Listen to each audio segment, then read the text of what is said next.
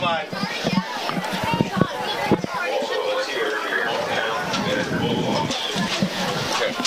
I going to see that?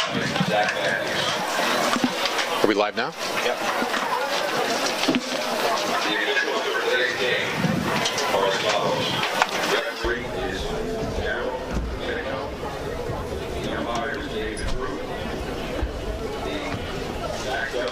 Good evening, everybody.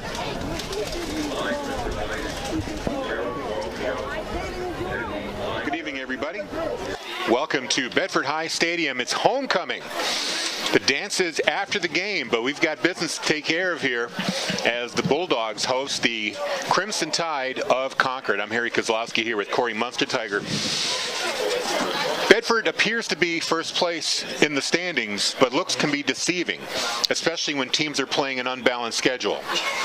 Goffstown has 2 fewer games, and because of that, they can actually still catch the Bulldogs in the standings if they win their next 2 games. Yeah, there's a lot of things to shake out in the last couple of weeks of the season here. As we were talking before the game, the NHIAA needs to work out some of the scenarios. They need to make sure they're counting the games that certainly were played, but then also need to determine how to count the games that were not played. You don't want to penalize teams that were unable to play games due to COVID issues against the various programs across the state. So it's a mix. It's a jumble right now, Harry, and we're going to see how it shakes out over the next 2 weeks. And there's still a lot of indecision, according to the NHIAA. The football committees have been talking things over and have yet to come to a decision. As of right now, the very complicated point rating system will be what's used in Division I because of the unbalanced schedule situation. So right now, Bedford is in front of Goffstown, but the rating has a lot to do with the quality of opponents. You get $10 points for every win, but you also get 2 points for every win your opponent has. And it's constantly being reshuffled week after week because teams win, teams lose. So what Bedford ends up with, even if they win these next 2 games, Goffstown playing 2 much stronger opponents. They've got Dover tonight at 7 o'clock, and then they finish up at home against Portsmouth Oyster River. They win those 2 games. Those are opponents with more wins. They could leapfrog Bedford and wind up hosting Bedford for a playoff game at home. They sure could. We'll take a quick break here for the anthem. We'll be right with you for the start of the broadcast.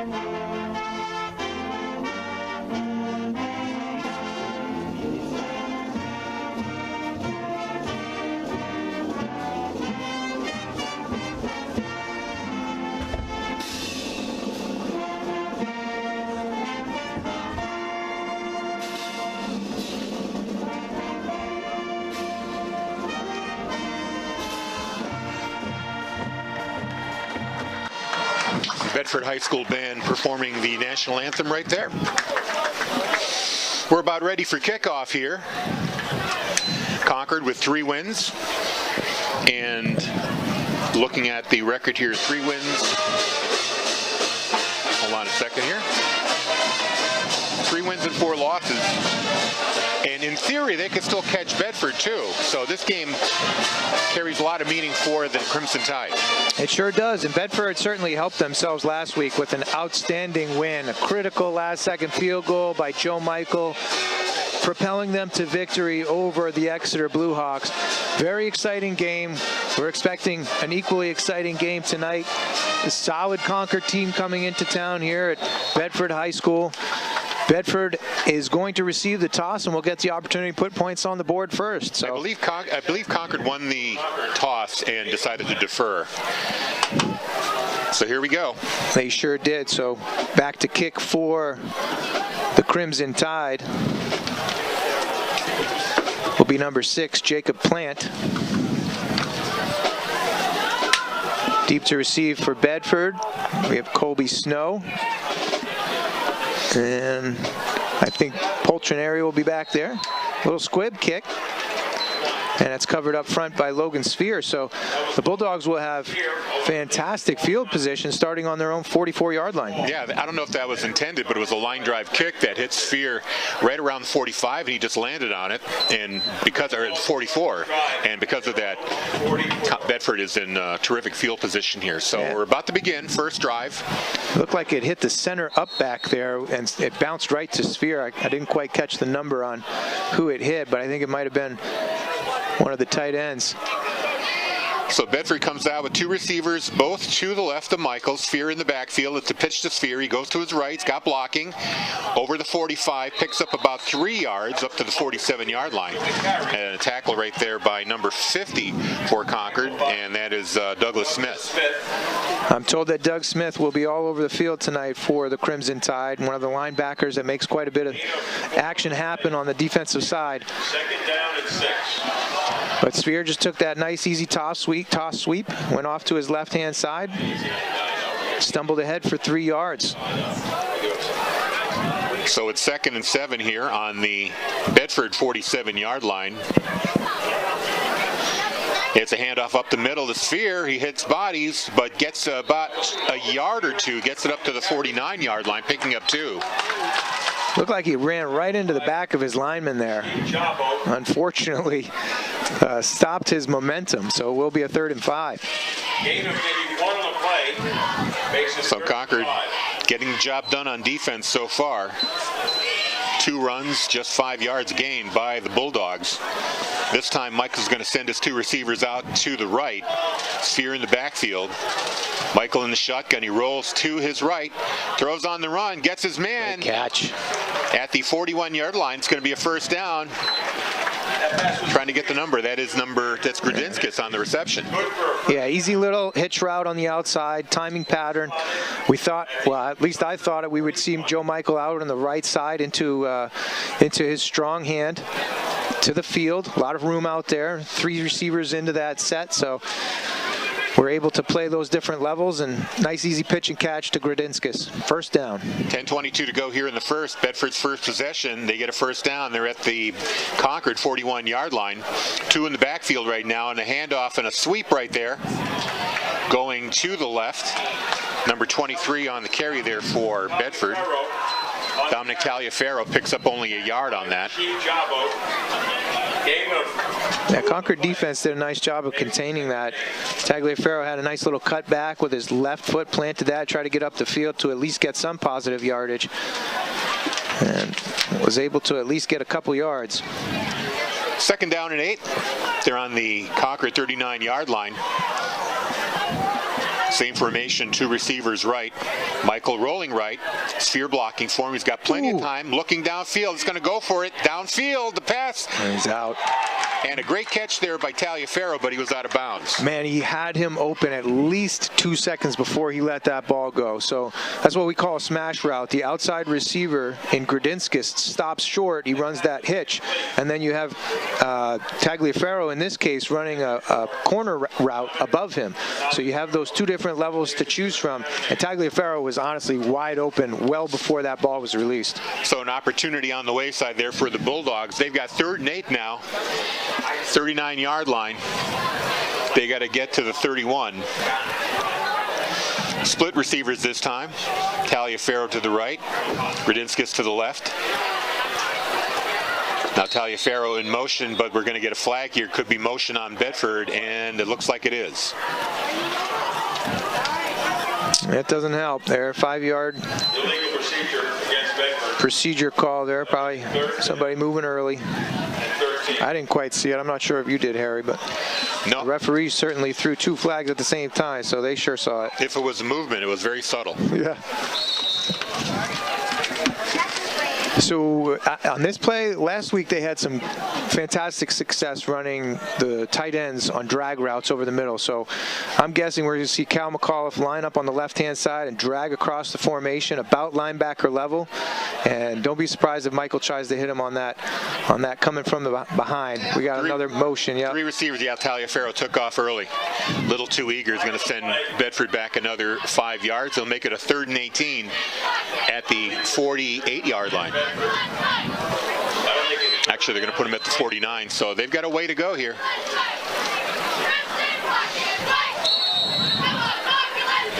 Negative plays, negative yardage plays, they kill you.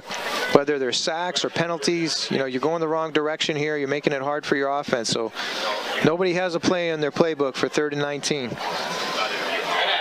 That's exactly what Bedford's got to deal with here. 2 receivers, Michael in the shotgun. Fakes a handoff, drops back, has time, throw over the middle, and it's off the hands of Taliaferro. It was a little high. It would have been a great catch if he had come down with that. He got 2 hands on it. That's the play that Taliaferro scored a touchdown on last week. And ran that post pattern, had the inside position, just couldn't come down with it. Not a bad ball either. He put it on him. Just couldn't quite haul it in. So we'll see a punt here from Joe Michael. See if they can pin him back deep in their own end zone, or on their own inside their own red zone. 2 receivers back for Concord. Number 5 and number 33. That's Cave Madison. It's going to be a punt that goes out of bounds at about the 16-yard line. Is that 18? Looks like they're going to spot it at the 19. So yeah, still inside the 20-yard line. Not a bad punt. Devon Duncan watched it go out of bounds there instead of risking the fielding of the punt. So the Crimson Tide will take over inside their own 20. So now it's the Bulldogs' defense turn here with 9:13 to go in the first, no score.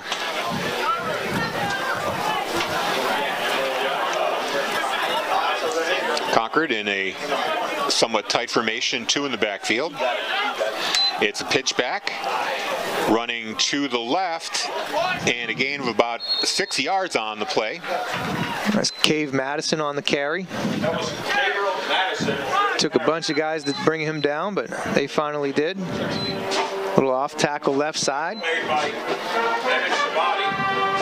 Trying to match the quarterback with the number. I see number 1. Yeah, so center, but our roster does not have a number 1. I am told that is Zach Doward. He's number 6 on the roster, but he's wearing number 1 on the field. Very good. So it's 2nd down and 3 at the 26 of Bedford. 1 receiver out, but they're going to run this one off tackle. It's going to be a first down up to the 36-yard line. And once again, Cave Madison with the carry there for the Crimson Tide. They're going to mark him down at the 35. Either way, it is a first down, gain of 9 there. There's good blocking up front there. They're moving bodies out of the way, opening up some holes, and getting some running space for Cave Madison there. Good first 2 carries for Madison. So Concord with a first down on their possession. 8:11 to go here in the first quarter. No score. Each team with a possession. There you go. Madison Sphere brought down in the backfield. Sphere cutting in there, along with Russell Irwin with the tackle. Yeah, Sphere just must have come with a swim move over his offensive lineman there. Just knifed through, found some space, and then found the ball carrier very quickly. So about a half a yard loss for the Crimson Tide. They're going to mark him at the 34-yard line, so it'll be 2nd down and 11 here. Corey's a little too loud if you want to turn him down. 2 receivers set, both of them to the right. And handoff up the middle for no gain, or maybe a yard. Again, Madison with the carry there, running into a wall of Bulldogs. Yeah, Henrishon that time was able to sneak through the offensive line and pick up early contact and prevent a gain.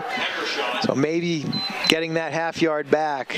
Now it's going to be 3rd and 10. Makes it 3rd down and 10. They're at the 35 of Bedford, coming up to the 7-minute mark here of the first quarter. Concord yet to throw the ball. They do have 2 receivers out, both of them to the right.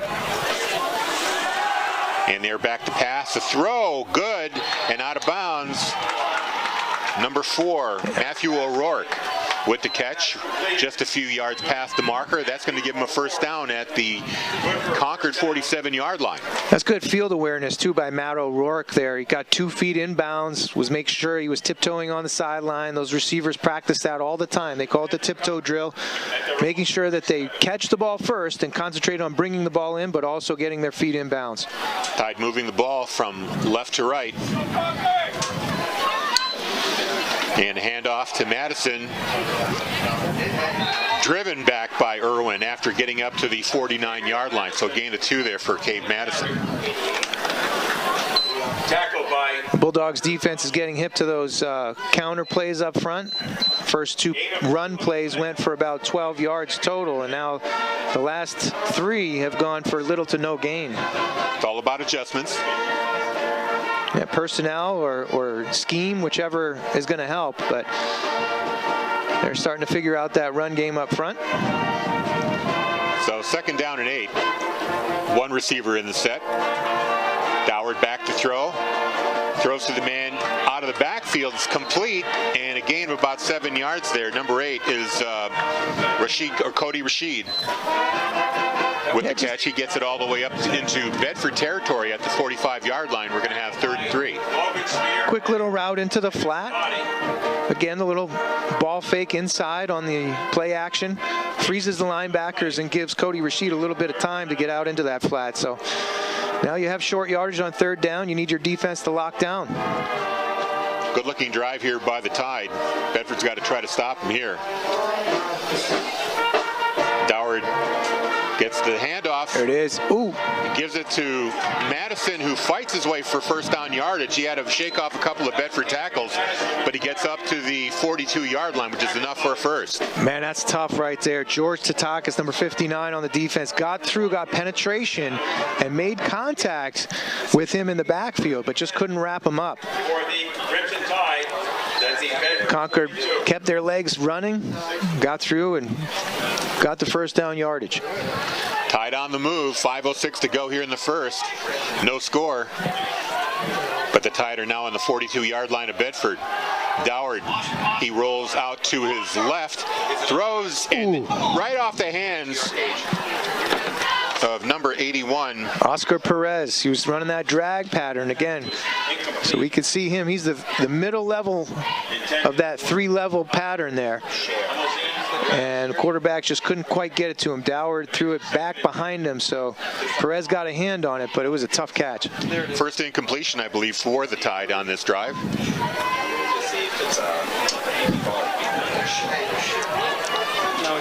It'll be 2nd down and 10 at the Bedford 42-yard line. Doward under center. 2 running backs behind him. The handoff to Madison.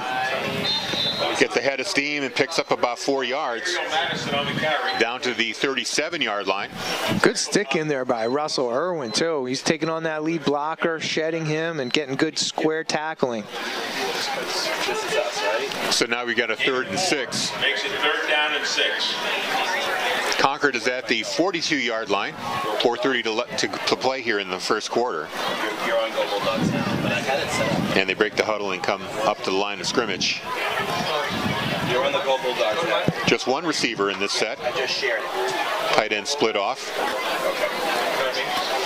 Now motion by the tight end. And handoff, he's not going to get it. They're going to stop him at the 36-yard line. It's going to be a 4th and 5. So good stop there. Good defensive play by the Bulldogs. Now Concord's got to decide what to do. Yeah, they motioned Devon Duncan, number 33, off that left wing and gave it to him. Thought they would get a little sneaky on that instead of just giving it to Cody Rashid or Cave Madison right up the middle. Now we have a 4th and 5, 4th and 4. And it's an interesting play early on in the game. They're going to go for it. Might try to take a hard snap here. Didn't take any time for them to decide to do that. Nope, they're going to snap it. Handoff up the middle, and is it close? They're stopped. I think they're going to be short. They're going to mark him at the 39-yard line. That's not enough. I'm sorry, 34-yard line. They had to get to the 32. So turnover on downs by Bedford. They take over. 3:29 to go here in the first. No score. Yeah, they did go with the hard count there, but they did have a play called. So, you know, you think If you're going for the hard snap, you might try to take the delay a game and then punt it away, but they decided to run, and they got stuffed. So the Bulldogs take over on their own 34, second possession.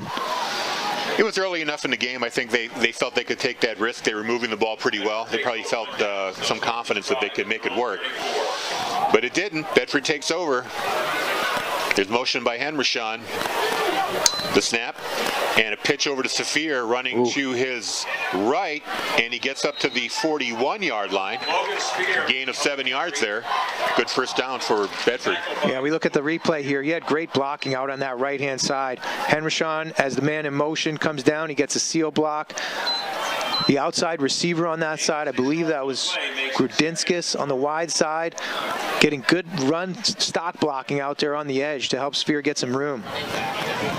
Second down and 4, just under 3 to go here in the first. Offensive line was moving some people out of the way. There's motion by Taliaferro. He gets the ball running left. He's got a blocker, gets the first down, and he gets into Concord territory down to the 47-yard line. Man, he snuck through a couple of blocks right there at the first down sticks, too, and did well to pick up an extra 7 yards from where I thought he was going to get tackled. Good run by Tagliaferro. So first down, Bedford. They are on the Concord 47-yard line. So we see here Tagliaferro coming out. He has Sphere out there for a lead blocker. He's looking inside, trying to pick up anybody. Looks to the linebacker. Right here is where I thought he might get tangled up. Makes a cut and sneaks through those extra 2 tacklers. Great job by Tagliaferro getting that extra 5 yards. Receiver split in this formation. Deep. Michael's back to pass, throwing it one-on-one, just past the fingertips, I should say, of Taliaferro. He had one-on-one coverage there. Dominic Taliaferro. You don't mind that, right? You get 1st and 10 just on the other side. You're in enemy territory. Why not take a shot downfield? Good play, just couldn't make the connection there. Incompletion makes it 2nd and 10. And I didn't see if they had, but they had 2 main receivers in the route, so they might have gone full protection to give Joe Michael a little extra time, get Tagliaferro and Grudinskis down the field so they could take a real deep shot. Same formation here. Taliaferro on the near side, Grudinskis on the far side. Sphere in the backfield. Michael, Taliaferro in motion, but the handoff is fake to him. Michael's going to take it up the middle. He finds a seam and gets a first down all the way down to the 33-yard line of Concord. That's just good play calling right there. They had given that ball to Tagliaferro 2 previous times as he was the man in motion. This time Michael just pulls it back, goes off the left-hand side, left tackle, and gets a nice 11-yard gain. So now Bedford's on the move here. 2 minutes to go here in the first. No score. Bedford on their second possession. They had to punt it away on the first one. Concord got turned over on downs. 3 receivers to the right. Michael drops back, looks, hits Grudinskis in the flat. Ooh, a bit of a bubble screen, shook a tackle, keep going, down the sideline, still going, shakes another tackle, gets it down all the way to about the 3-yard line. So it's going to be 1st and goal for Bedford. 1st and goal, looks like maybe the 7 or 8. Tough to tell over there, but that whole play was off of that initial shake on that initial tackler for the Crimson Tide. He caught the wide receiver screen. He had a couple of blockers out in front of him. Hey, would you call that a bubble screen? Yeah, I guess you could call it a bubble. I usually call that a wide receiver screen. He takes 1 step upfield, then cuts back to the quarterback, and then he has some of his offensive linemen getting out in front of him. So his right guard and right tackle are usually be there, probably his tight end. So maybe a slot receiver that will get out and try to get blocks for him, but he really did a lot of that by just shaking that first tackler. They're going to mark him at the 8, 1st and goal. Looks like encroachment there by Concord, and they're going to get flagged for that. So Cal McAuliffe, the tight end on the left-hand side of this formation, went down in his stance, and it looked like the defensive lineman jumped, and yeah, the defense is going to get that penalty. Noah Blake was the one who jumped there for the Tide. That's going to give Bedford additional 4 yards. It's going to be 1st and 4 now. So threatening here on the second possession for the Bulldogs. 1st and goal from the 4.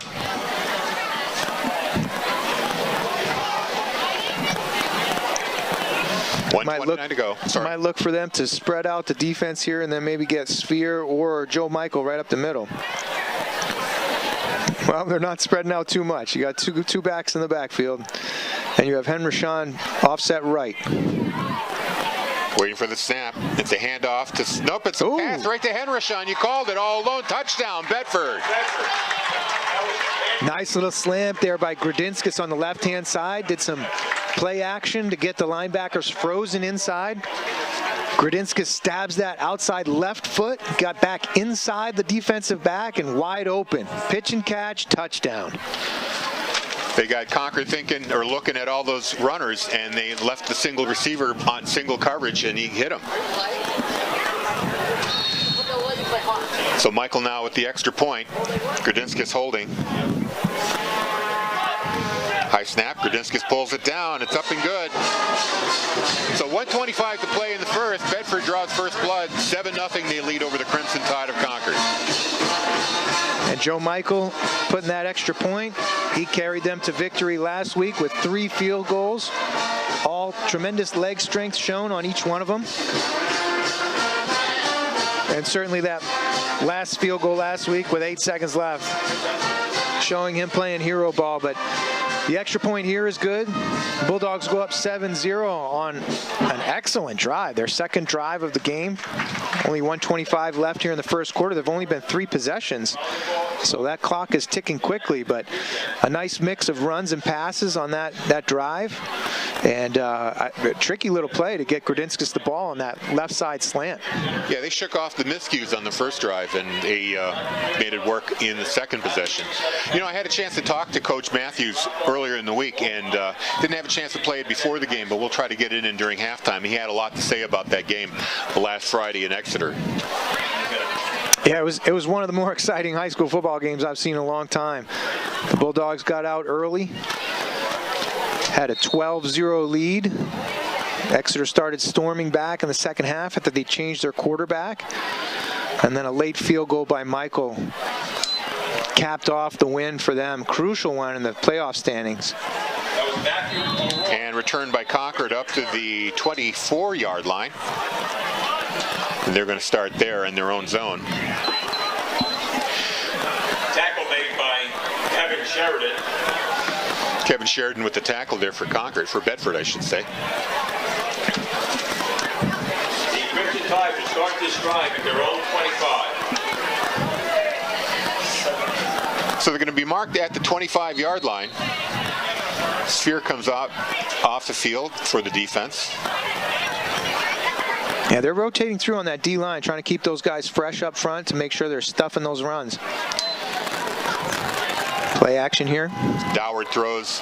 Ooh. Hits Madison in the hands, couldn't make the catch. He was already thinking about running before he secures the ball. That was a nice play, too. Nice play design. Quarterback boot, got back out here, had Madison in the flat. It was an easy 5 or 6 yard game, but he just tried to run before he caught it. That's going to make it a 2nd and 10. Clock is stopped with 1:14 to play.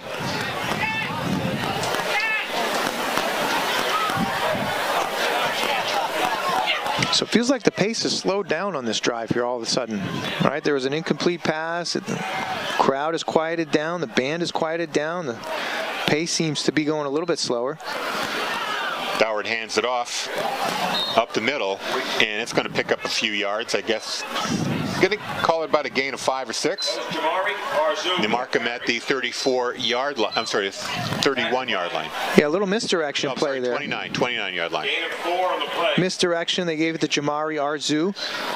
So the first back through went off the right side. Arzu, little jab step, and then back to the left side. So they got, 3 or 4.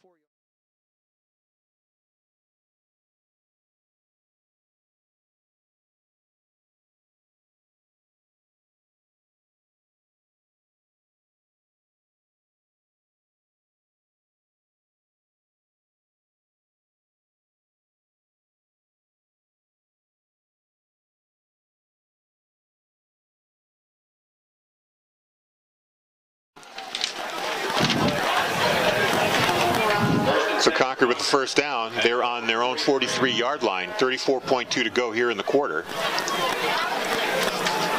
Yeah, Concord's been pretty consistent with their run game and their short passing. I wouldn't be surprised if they take a shot deep here at some point. Try to get the Bedford defense off balance. Instead, they hand it off. Pick up about 2 yards there. Number 42 with the carry, Jamar Arzu, sorry. He's the ball carrier. They're going to mark him for a 4-yard gain up to the 47-yard line.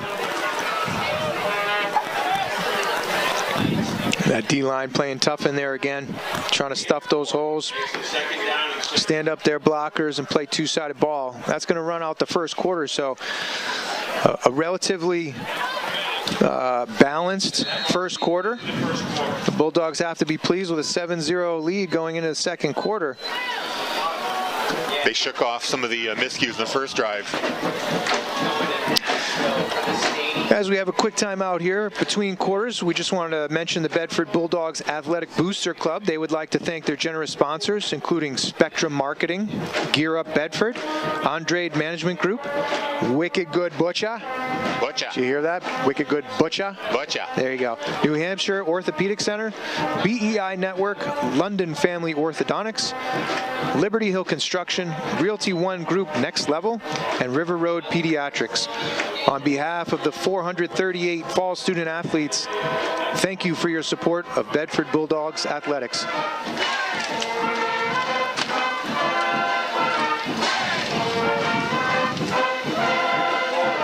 We'll be back here next week for the season finale. It'll be senior night here at Bedford High Stadium as the Bulldogs will face the currently winless Spalding Indians, I believe. I think that's still their nickname. I got to look that up.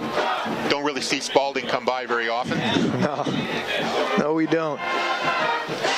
So we'll face them. They're playing Memorial today, Battle of the Defeateds. I don't know. They're not undefeated, so yeah. Battle of the winless teams. Well, so. You don't want to say completely defeated, right? That's kind of rude. Somebody's got to win it, though. Right, or it could be a tie. I guess. Unusual.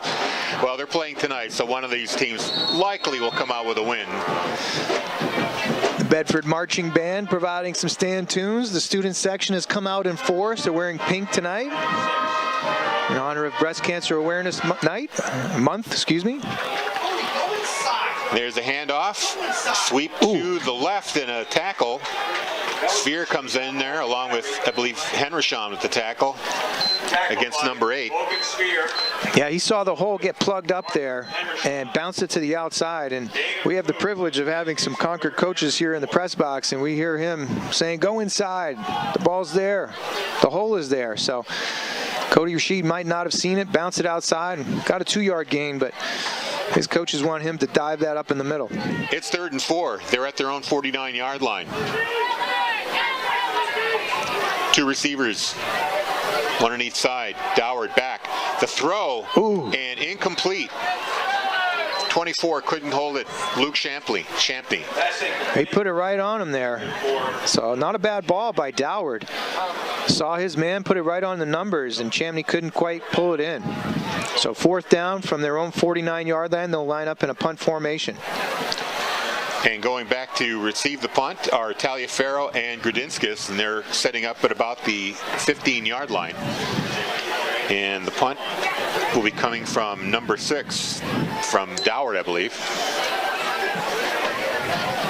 It's kind of a line driver, bouncing, and it goes out of bounds at the 20-yard line. That's where Bedford will take over. So good defensive stop there by the Bulldogs. Was helped out by incomplete passes. And certainly on that 3rd down play, they had that. Champney had the first down in his gut, but couldn't quite pull it down. Correction on the punter, Jacob Plant, actually wearing the number 6. Yeah, there are 2 6s on the roster. That's going to drive us crazy all night. Yeah, it's a little confusing. So Bedford takes over now, their 3rd possession. Taliaferro in motion, but it's going to be Michael who runs to his right and picks up a good chunk of yards. He gets up to the 25-yard line. Be a 5-yard gain right there. Yeah, Michael showed his athleticism there, giving a stiff arm. Aiden Diachenko had broken through for the Crimson Tide into the backfield. And Michael was just too quick and too strong. Got out of his grasp and got forward for about a 5-yard gain.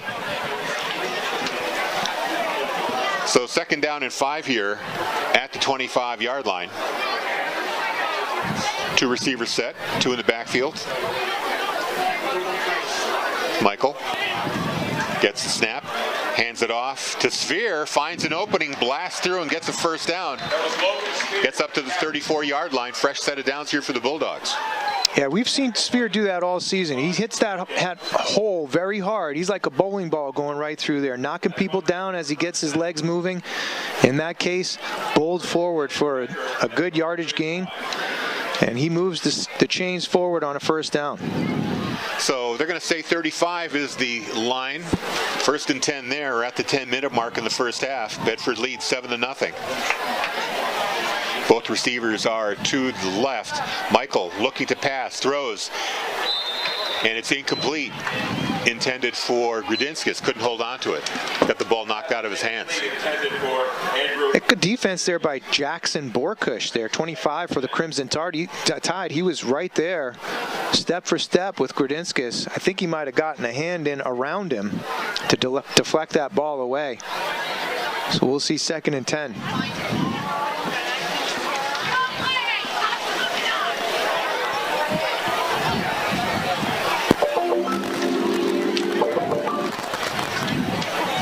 Second down and 10 here for the Bulldogs. Michael, low snap, he handles it, runs to his left, gets a 1st down, gets to the marker at the 45-yard line. Going to be a fresh set of downs here for the Bulldogs. Gain of 10. Going to give him to him? Man, he's real close. They might measure this. No, they're not. And they're not giving him the 1st. That's going to be 3rd and inches.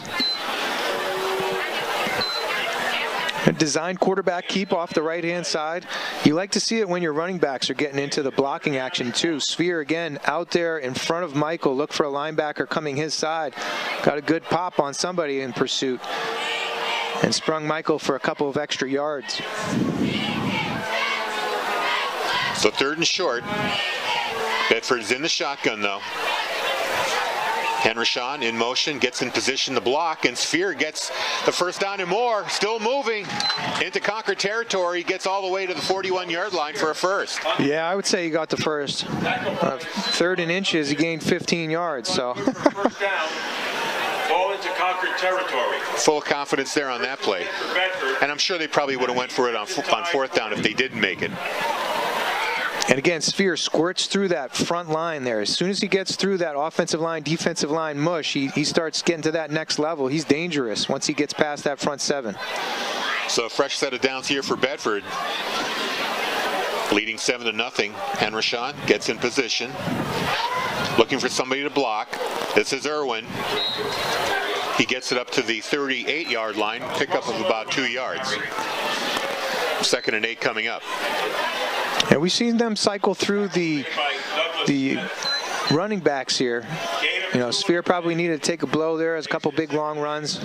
Irwin's had a couple of ball security issues early on in the season, putting the ball on the turf. So I believe Sphere is going to get most of the carries. And certainly Irwin is getting a lot of action on the defensive side as he runs the inside linebacking position. There's a snap and a pitch to Sphere. Off to his left. Gets to the 34-yard line. That's a gain of 4. See a 3rd down and 4 coming up here for Bedford with 7:30 to play. It was a gain of 4, but I have to say Cody Rashid for the Crimson Tide came up pretty quickly on the outside there. He didn't quite make the tackle, but he forced Sphere back to the inside where he had help from the pursuing linebackers. So at 3rd and 4 here for Bedford, Michael's going to send his 2 receivers out to the right. He's got Sphere behind him in the backfield. There's a snap. Michael rolling to his right, looking for a receiver, finds him right on the sideline. Grudinskis gets away from one man, cuts in the middle, still moving. shaking and baking, get to the 25-yard line. That's a first down. Shaking and baking is right. He had some nifty moves. Went back to the inside, a little spin move.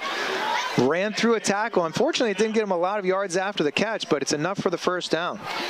Well, Concord had to work to get him down. They sure did. They sure did. About 3 or 4 guys whiffed on him, and they finally were able to pull him down.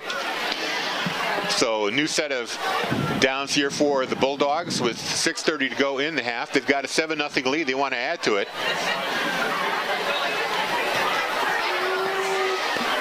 Coming up to the line of scrimmage, they're going to have one receiver in this formation. Grudinskis is going to be all the way out to the left, 2 in the backfield. And it's a handoff to Taliaferro, sweeping to the left, picks up some blocks. He's got a lane to the end zone. Wow. 10-5. He finally got caught and driven out of bounds at about the 2-yard line. Yeah, that play starts right at the line of scrimmage with Parker Henrishon getting a seal block on the left side there. Excellent block, gave the edge, and they got a big pickup now. They have 1st and goal. I don't know if we can get that replay on there, but that's excellent blocking by Parker Henrishon. It's not working. I don't know what they did. So it sounds like our replay is down on the TV side. Well, that's all right. We can go back to the drawing board, and I'm sure that coaches will see Parker Henrishon with that seal block on that play. Excellent job by big number 81. So 1st and goal for Bedford. They're on the 3-yard line.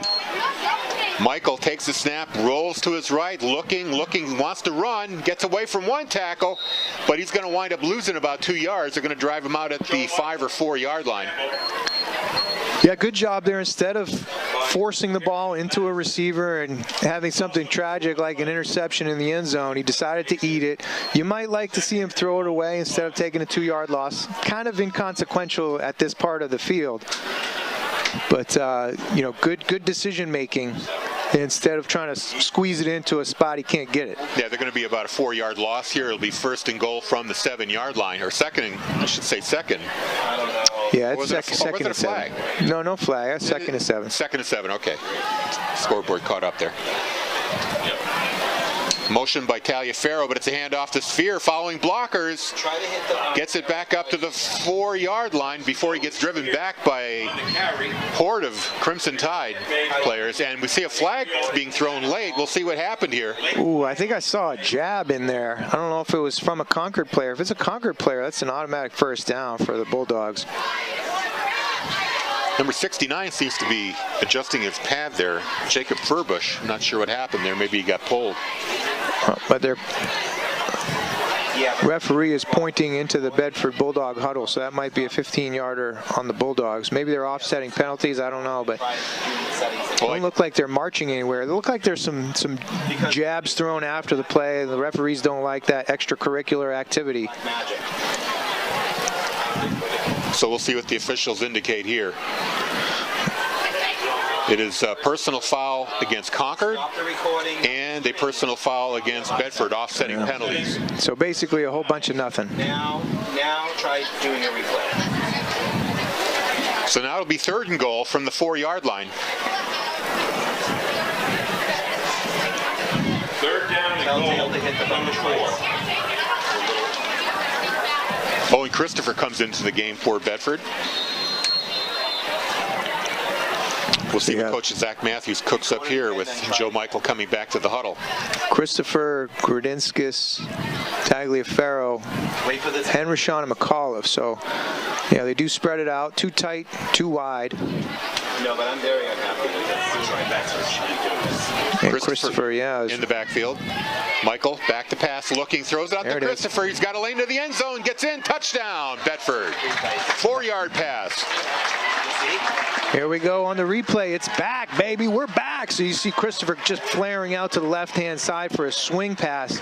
Michael has him. Hardly anybody in front of him. Christopher has to hustle a little bit to get to the goal line and break through 2 defenders.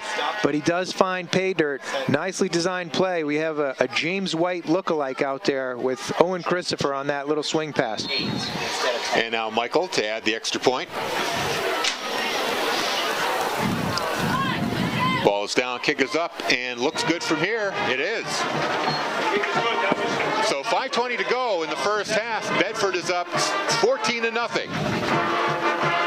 The second 4-yard touchdown pass on the evening for Joe Michael, the first to Gradinskas to start the scoring on that slant. And now a swing pass out to Owen Christopher puts the Bulldogs up by 2 scores. Real quick, volleyball tournament's about to begin. Bedford is your #1 seed. And you know, last week we were talking about how they had that perfect record, not giving up any matches, much less any games. They did lose 1 match to Wyndham on the 18th. Unacceptable. I'm not sure what's going on with that program, Harry. Ruins the season for me totally.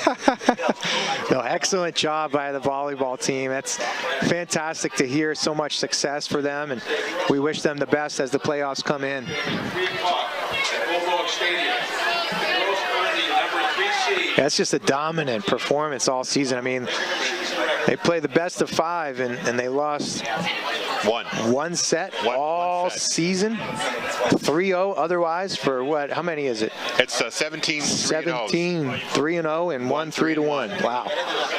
Amazing. Some tall girls, tall athletic girls on that team. So Michael's about to kick it off here. It's a deep kick. Ooh. And a tackle quickly at the 20-yard line. Magnus Steele on the stick downfield on kickoff coverage. Matt O'Rourke was the ball carrier. He received the kick. You see Steele get right across his shoulders right there and wrap him up right at the 20-yard line. So open field tackle by Steele prevents a big run back. So the hole's a little deeper now for the Tide, as I mentioned at the top of the broadcast, with the topsy-turvy tournament situation here in football. They're still alive for a playoff berth. They just had to win this game, but that job's getting tougher now that they're down 2 touchdowns. Yeah, 3 and 4. They've played some tough games throughout the early part of the season. And they're not seeing much success so far here in the first half. 5:15 left in the first half. Bedford up 14-0. Doward under center.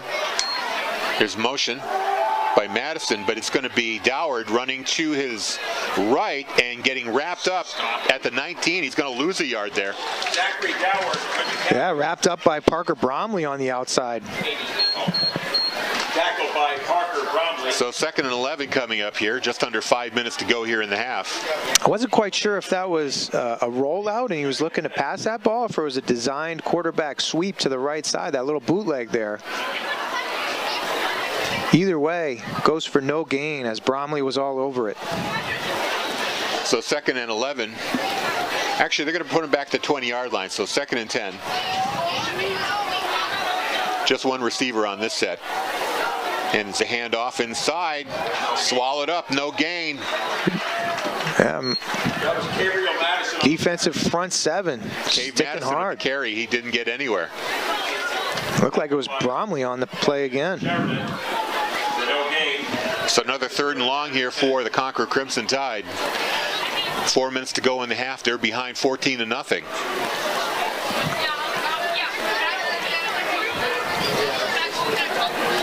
So 3rd and long. That's a tough one here. Maybe a screen pass. They've got 2 receivers out to the left. Doward drops back. Ooh. And it goes right off the hand of his tight end. Oscar Perez there. Quick off that tight end position on the right-hand side. Snuck in between the linebackers and had some space, but it goes off his hands. Well, that's not the replay. No. You're killing me, George. But I've got it in my mind. I don't know if he would have got the first down. I think even if he had made the catch, I think he might have been tackled short. He would have caught it about 2 or 3 yards short, but... A flag just flew. Ooh. What do we have? Too many, I think 12 men on the field call there on Concord. A little bit of miscommunication on their special teams. Too many men, so they'll march him back 5 yards. Be 4th and 15 from their own 15. So with 3:48 to go, Bedford could get some pretty good field position here, maybe add to that 14-0 lead. High snap. Punted away. It doesn't look very good. Angling, but it bounces. Gradinskas picks it up at his 50, gets away from one tackle, then gang tackled at the Concord 44-yard line. So still a pretty good start there for the Bulldogs. Gradiscus ran through 2 shirt tackles there, showing some strength in his legs. Kind of weaved around for a little bit, got 5 or 6 yards on that return, but as you mentioned, excellent field position here as they take over on the Crimson Tide 44-yard line. So still plenty of time. They've got 3 timeouts. No need to run a hurry-up offense here. Plenty of time here. Like you said, the 3 timeouts, you can run the ball up the middle, 3.5 minutes, you're already at the 44-yard line, so you can be patient in your offensive play calling. And if things go sideways, if you get another 20 yards or so, that's inside Michael's range for a field goal. There's the snap. Michael's going to pass. He's got some pressure, dumps it off to Saphir. He's going to pick up about a yard or 2. He got met as soon as he caught that ball, and he still manages to get it up to about the 41-yard line. He sure did. Luke Champney did an excellent job of sniffing that screen pass out. As soon as Sphere caught it, he turned upfield, and Champney was right in his mug. Wrapped him up. Sphere's a big, strong kid, so he didn't quite get him down right upon impact, but that initial contact was enough to keep that game to 3 yards. Coming up to the 3-minute mark here in the first half. 2nd and 7. 3 receivers set for Bedford. Michael drops back the pass, has some time, throws, and just misses. I believe that was intended for Gradiscus. I think it's Sabati out there. Sabati, number 3. Yeah. Just over his head. Michael had him. That's a tough throw. That's a long throw, too, for Michael at quarterback as he's getting out into the field.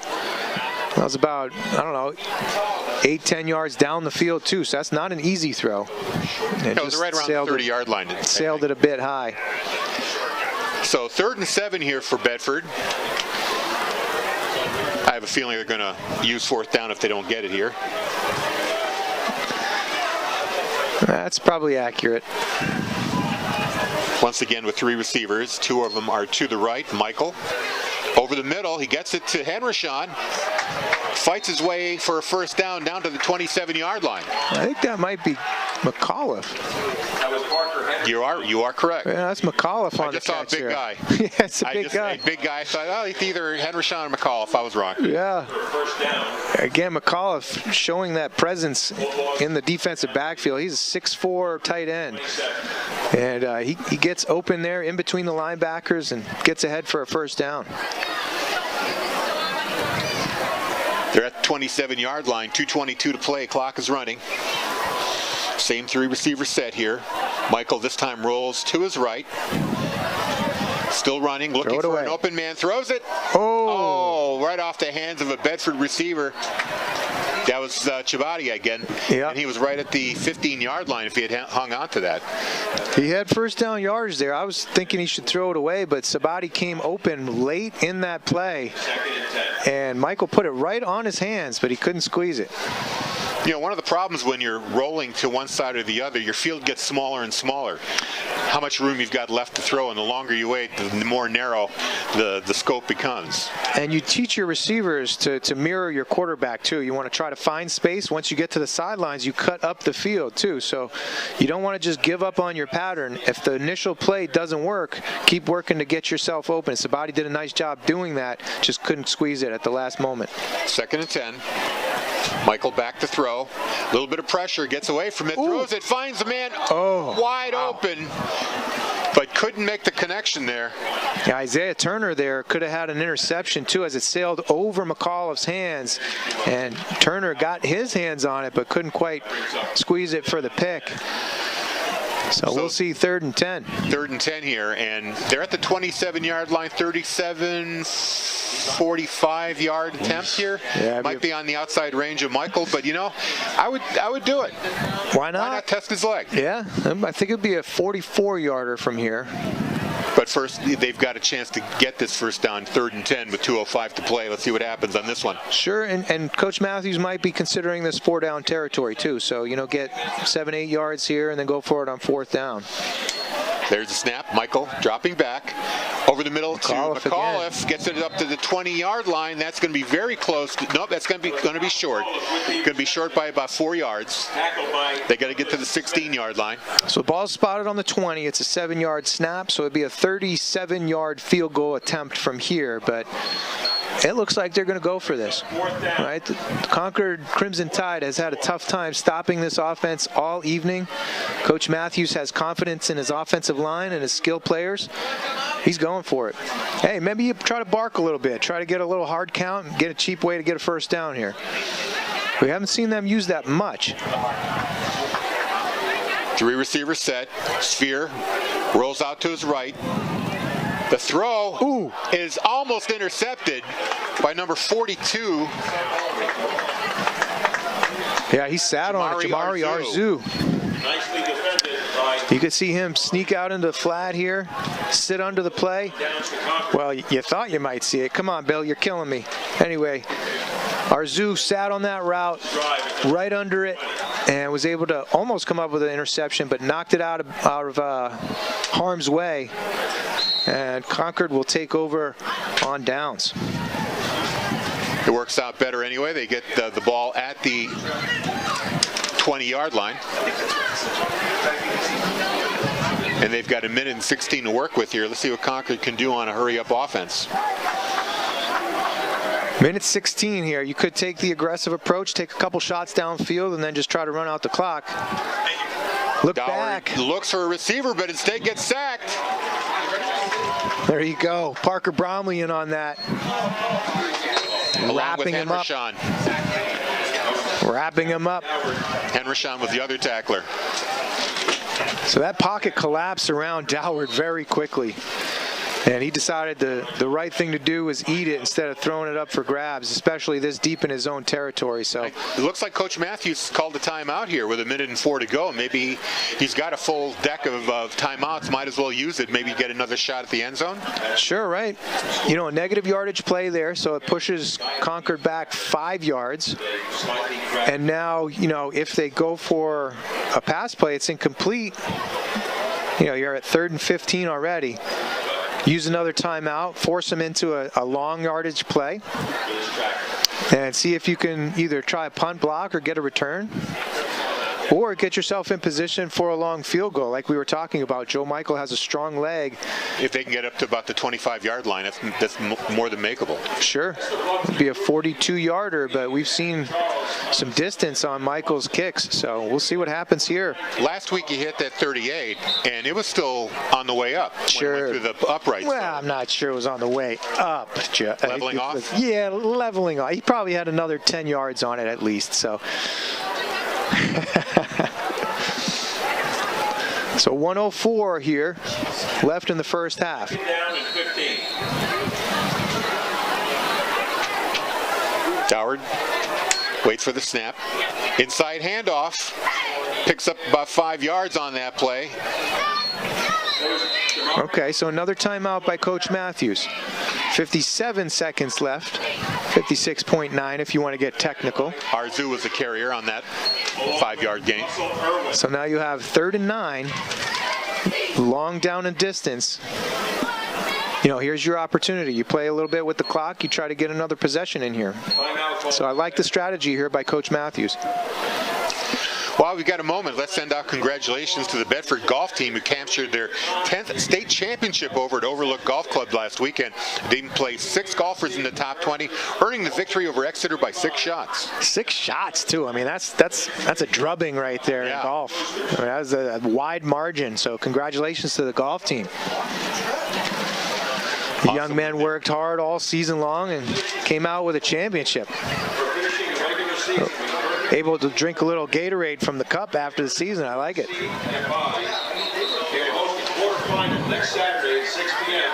Timeout is over. Teams returning to the field. Now it's going to be a 3rd and 10. 56.9 seconds left to play in this first half.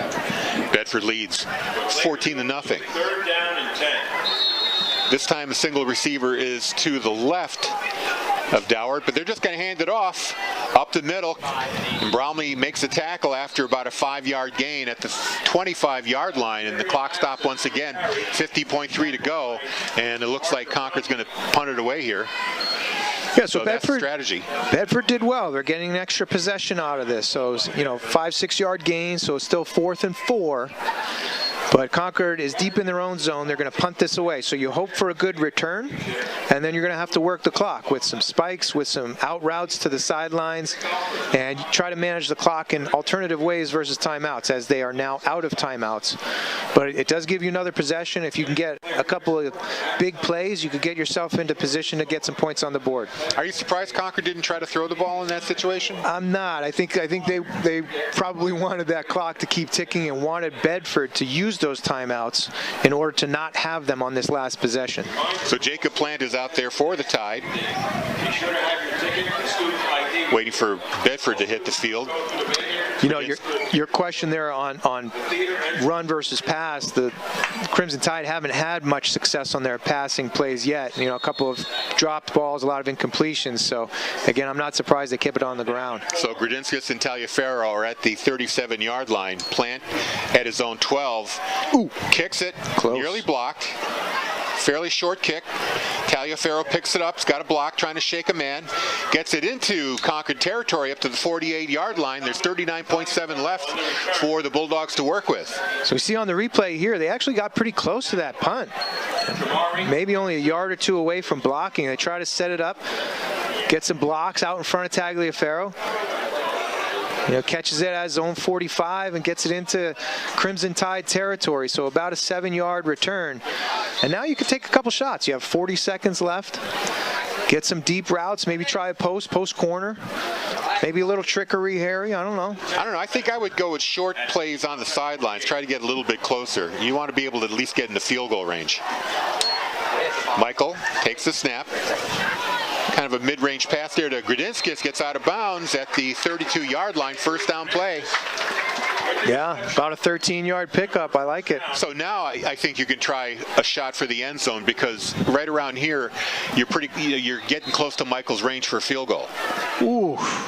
That's an aggressive statement, Harry. This is going to be a 51-yard attempt if they go from right here. So. I'm interested in seeing how much leg that young man has. 51. I mean, that's impressive if you have a high schooler hitting from 51. Let's see it. But let's see him try to get some positive yardage before we get there. Did you have a chance to see his article in the Union Leader? I did not see it, no. Great story on him. Great story on his on the young man, and a focus on his skill, not only as a quarterback. He's obviously a very effective quarterback, but his skill as a kicker as well. And it's a unique combination of skills. And Coach Matthews too, in the interview that we hope to play for you at halftime, pointed out what a luxury it is to have an effective kicking game in a high school program. There's not a lot of programs in any division in New Hampshire can have a kicker who's as reliable as Joe Michael. And Bedford's had that luxury for quite a while now. Certainly Michael the past 2 years, and before that Madison Lucatoni was an outstanding kicker in her own right, providing that security for the Bulldogs. Here we go, 1st and 10, 34.5 left here in the second quarter. Michael takes a snap. He's got good protection. Yeah. Now he's got to move to his left. Nobody's going to run. He's going to head for the sideline. Gets it up to the 30, maybe the 29-yard line. Yeah, see, that play was designed to go to the right side, so when he feels pressure in the pocket, rolls back out to the left side, he has no receivers out in front of him. You see a huge space. There are two Crimson Tide defenders in front of him, about 5 to 7 yards deep, and we couldn't see any receivers out there, so he really had no options out there. They're going to mark him at the 30-yard line, a 4-yard gain on the play, 2nd and 6. 25 ticks to go here in the second quarter. Receivers split. Taliaferro and Chabati is on the near side. Michael takes the snap. Throwing for the end zone for Taliaferro. He's got it. Touchdown. Wow. And there's that clock management paying off with an extra 6 points right here. You see the post pattern all the way on the outside. Joe Michael's looking deep, gives his receivers time to get deep into the pattern, steps into his throw, and a great two-handed catch there at the end by Taliaferro. And that clock management pays off for Coach Matthews. Here we are talking about field goals, and they're thinking 7 or 6 plus plus the extra point. So they've got bigger fish to fry than we do. So Michael here to add on the extra point.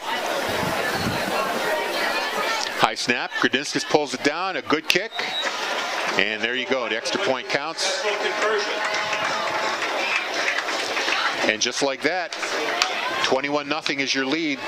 Bedford over Concord. 18.2 left here in the second quarter. What was that ball on? About the 25, 26-yard line? I didn't catch where the line of scrimmage was. How long a pass was that? I think it was a 25. 20, 25? Well, when Drew sends us the statistics at halftime, we'll know for sure. Yeah, either way, gave his receiver time to get into the end zone and put a ball right on his hands. Kudos to Taliaferro for getting 2 mittens up there, squeezing it, coming down. That wasn't necessarily the easiest catch. I wouldn't say it was the hardest either, but either way, the Bulldogs are thrilled with a 21-point lead here with only 18 seconds left in the first half.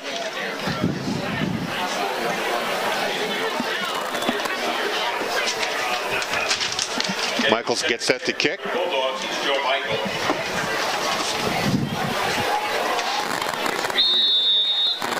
Tees it up. Approaches the ball and sends a squibbler. Picked up by a short man. He mishandles it. Bedford almost got to it. Near side to a late play. We see Colby Snow cleaning some garbage up off the turf here. Snow has a cast on his hand. He's been looking for physical contact as he's been out the last couple weeks. He was a significant player in the offense early in the season as a skill player, but he has a cast on his hand. It makes it really hard for handling that ball. The Crimson Tide cover it up, and they're going to take a kneel down, head into halftime. They will get the ball to start the second half, so they're just going to give up the last 13 seconds, and the clock runs down, and that's going to do it for the first half. 3 touchdown passes for Joe Michael of 4, and I think 25 or 30 yards. We'll figure that out later. And the receivers were Henrishon, Gradinskas, Christopher, and Tagliaferro. Thank you. Thank you very much. Yeah, no problem. Just trying to keep you straight there, Harry. Gradinskas, actually, I have, and Christopher. Yeah, Christopher was 1 catch. Yeah, Gradinskas had the first one on the slant over here on the left. Christopher down to our right was a little swing pass, and then that last one right there before the end of the half was the long one to Tagliaferro. So 21-point lead heading into the half. We'll take a break and see you on the other side. Actually, we're going to take time to play the interview that we had meant to play before the beginning of the game. We spoke with Coach Matthews. He takes time to speak with us during the week, and this interview was done on Thursday. Talk a little bit about that very exciting Exeter game. We're welcoming Coach Zach Matthews from the Bedford Bulldogs, coming off a very exciting 15-13 win over Exeter last Friday. That was certainly one of the most thrilling Bedford football games I've witnessed, rivaling the last-minute playoff win against Merrimack a few years ago. Where does that win rank in your coaching career? Yeah, I mean, I think that one's definitely up there at the top. That game last week had everything that you're looking for. It had both sides obviously making plays at critical times. It had some critical turnovers, and obviously I think in high school football you don't see game-winning field goals as the clock's ticking down that often. So it certainly checked all the boxes, and we'll remember that one around here for a long time. What did you tell your players late in the game when you were trailing? It certainly looked bleak at the end. Yeah, I mean, I think the one thing that we can control is our attitude and our effort. And so, I've been really pleased with how our kids have played the whole time. We knew that, we talked about going into games like that against really good opponents, that at some point, adversity was going to strike and that we were going to have to find a way to manage it and deal with it. And to be honest, credit to our kids, they never really batted an eye, even when, Exeter went ahead, even when we had to turn the ball over.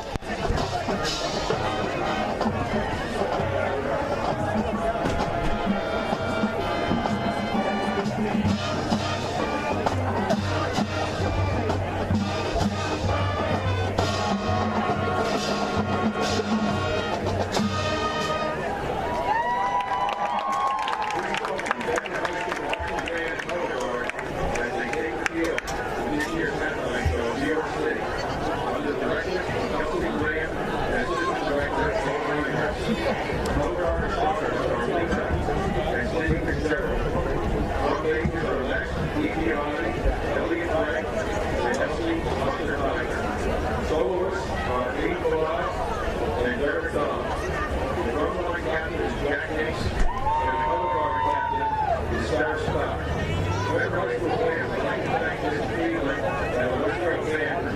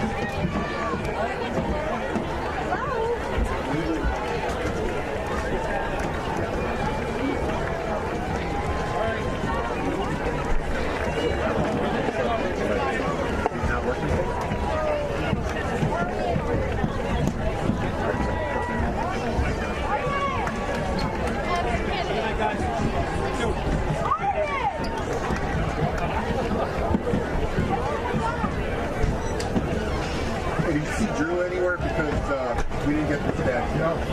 And he's giving a thumbs up like this. Yeah, he did. I think he's on the roof. You want to check your head to see if he's up there?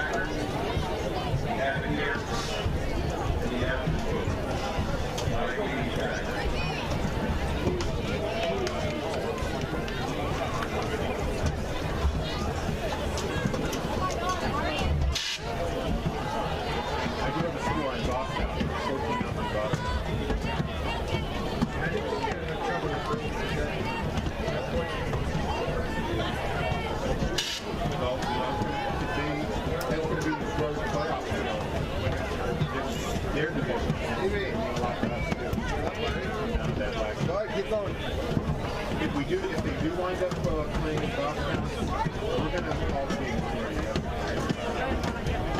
try to call them out their video feed or I got some ideas.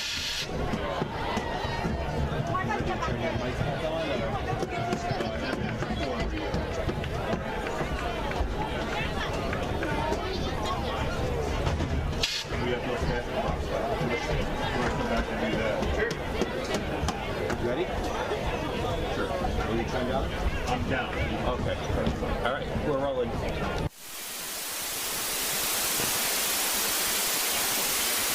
Are we up?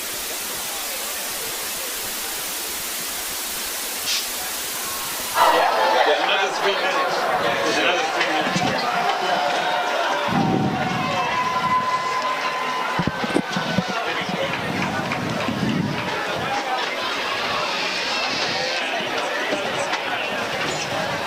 Connor's not going to 21-0 is the score at the half here at Bedford High Stadium. And we're about to start the second half here in just a bit. 3 touchdown passes for Joe Michael. 4-yard, 4-yard, and a 25-yarder is how we got here. While we've got a moment, Bedford Bedford Bulldog Athletic Booster Club would also like to thank their generous sponsors. That includes Spectrum Marketing, Gear Up Bedford, Andrande Management, Wicked Good Butcher. Thank you. Thank you. New Hampshire Orthopedic Center, BEI Network, London Family Orthodontics, Liberty Hill Construction, Realty One Group, Next Level, and River Road Pediatrics. On behalf of the 438 fall student athletes, we thank you for your support of Bedford Bulldog Athletics. And if you'd like to get involved, visit their website, bbanh.net. Oh my gosh. Did I get it wrong? Sorry, bbabc.net. There you go. Thank there you. you go. I'm All sorry, I just got... I appreciate your attempts at the New England accent, Harry. I was winging that script, by the way. Well, that was good. That was good. That's why I screwed it up. No problem. I do appreciate your attempts on the New England accent. Growing up in Buffalo, there's not much you can do up there. I get it. You watch the Bills and... No, we got more the Polish accent there. Oh, hey, yeah. Stash? Yeah, like you're outside You of want to Chicago. go bowling, Sto? You want to go bowling, hey, Stash? You get some Polish sausage, too? Some kielbasa? Perfect. You sound like you're from Chicago now. Yeah, the Bears. Okay. The Bells. All right. What can I tell you? Well, I mean, we came back on a little bit early. We thought there was a minute left. Now there's another 2 minutes on the board, but and unfortunately we don't have the stats to talk about, but we do know that the Bulldogs are ahead 21-0 at half heading into the third quarter. They will kick away to the Concord Crimson Tide, who will have the first possession of the second half. And we do have a score from Dover. The Green Wave are behind. Goffstown leads 14-0 after the first quarter. And we were just talking about how if they win that game, then the conference title is going to come down to the last week. Obviously, Bedford's got to win their games. But as we mentioned at the start of the broadcast, the way the standings are working this year with the uneven schedule, if Goffstown wins out, they will be the first place team, and Bedford is more or less definitely assured of a playoff berth. The question is whether we're a top seed playing here or if we're going to Goffstown. It's all going to come down the next weekend.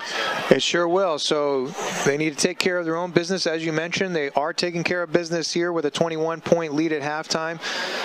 That 21-point lead was established early on. That first score going to Gradinskis on a 4-yard touchdown pass, the slant on the left-hand side. They followed that up on their next possession with a 4-yard swing pass to Owen Christopher to go up 14-0. And then after a turnover on downs, they followed up with their fifth possession of the first half with a 25-yard touchdown pass to Tagliaferro just before the first half expired. So a 21-point lead. The defense has been holding Concord to either punts or turnover on downs. And Coach Matthews, I'm sure, is pleased with that first half performance. Very much so. You know, one more thing, getting back to the Goffstown game. Our game is on Friday, and we're going to have that for you here on BCTV and Bedford 105.1. 7 o'clock kickoff. Next week it's going to be senior night as well. So make sure you come out and pay homage to our seniors.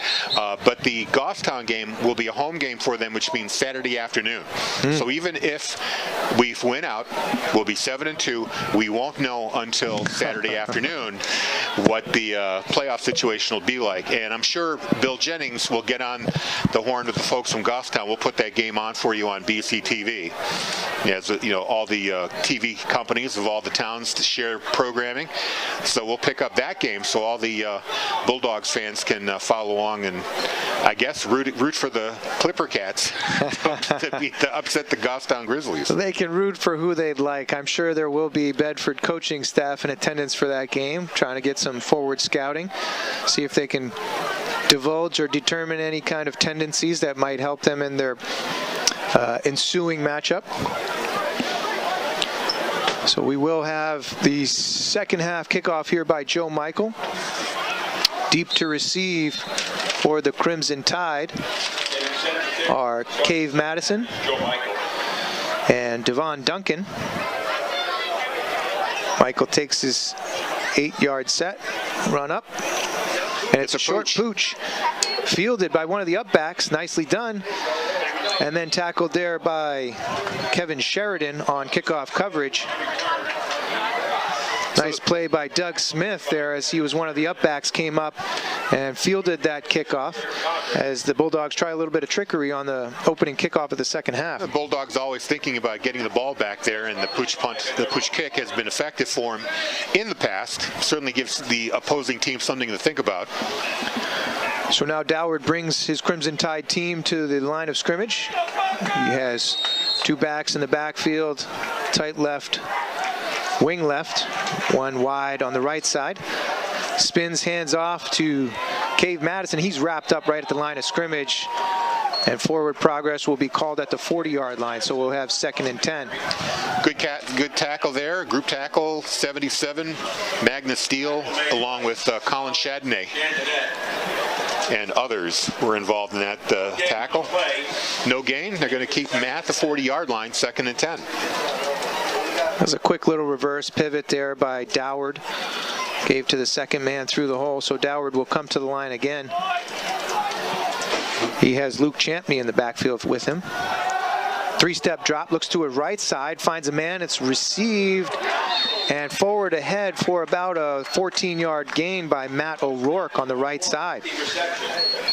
Good quick pass out to the flat along the near sideline. Moves the ball up to the Bedford 45-yard line, gives a fresh set of downs to the Tide. So 1st and 10 in Bedford territory. The Crimson Tide have not had a lot of offensive snaps in Bedford territory tonight, but Doward comes to the line here, takes a snap, 5-step drop, looks over the middle, deep ball, he's got a man, and it's received, it's complete, and it's a touchdown. 33, Devon Duncan on a deep post pattern, and nobody was really near him. No, he outpaced the coverage there. All alone, a perfect pass. Doward hit him in stride right at the 10-yard line, and he walks into the end zone for the first Concord touchdown. We saw there that Grudinskis was about 5 yards in front of him, so not sure if we saw a little stutter step by Duncan or not, but he got in deep and was able to pull it down for the first score of the game for the Crimson Tide. And now the kick here from Jacob Plant. And it is good. That was Jacob Plant with the successful conversion. So on the first possession for the Concord Crimson Tide, they get on the board. It's 21-7 with 11:06 to go here in the third. Yeah, and their offense was reflecting what they had done in the first half. You know, a couple of short runs, a couple of medium-length passes, and then this one, a little bit of a surprise, as we didn't see Concord take a shot downfield at all in the first half. So they're trying to mix it up, catch the Bulldogs' defense off guard, and they were quite successful on that last play. The Bedford Food Pantry would like to thank everybody this evening for your generous donations of non-perishable food items. Forgot to bring some, they'll be happy to accept cash donations, or you can drop off items all this week at Bedford High School to help feed the hungry. Was that part of New Hampshire Tackles Hunger tonight, or? I believe so. Okay. That's great. Doesn't say that here, but I gotta believe it does. Of course, that's a program going around for Friday nights across the state for football games, and fans bring food for the needy. And now Bedford looks to regroup after that long strike, 45-yard touchdown pass to Duncan. You're talking about Colby Snow. He's out there for the kickoff. He sure is. He's deep to receive on the right-hand side, going right to left. Cast and all. Tagliaferro is deep also, ready to receive the kickoff from Jacob Plant. Run up now, kick is away, and it's a squib kick up the middle. Fumbled there a little bit by McAuliffe, but Irwin is there to jump on it, so Russell Irwin pounced on that loose ball as it was bouncing around, and the Bulldogs will start from their own 30-yard line. Yeah, he had to give up some yardage on that. The ball just kept getting away from them. They made contact at about the 45-yard line. Well, I'm sorry, about the 35-yard line, and then it bounced off the first Bedford defender. Irwin had to chase it down. He picked it up at the 30 or 29-yard line, so they have him marked just shy of the 30 for a first down and 10. So Michael brings his offense to the line of scrimmage. Spears behind him.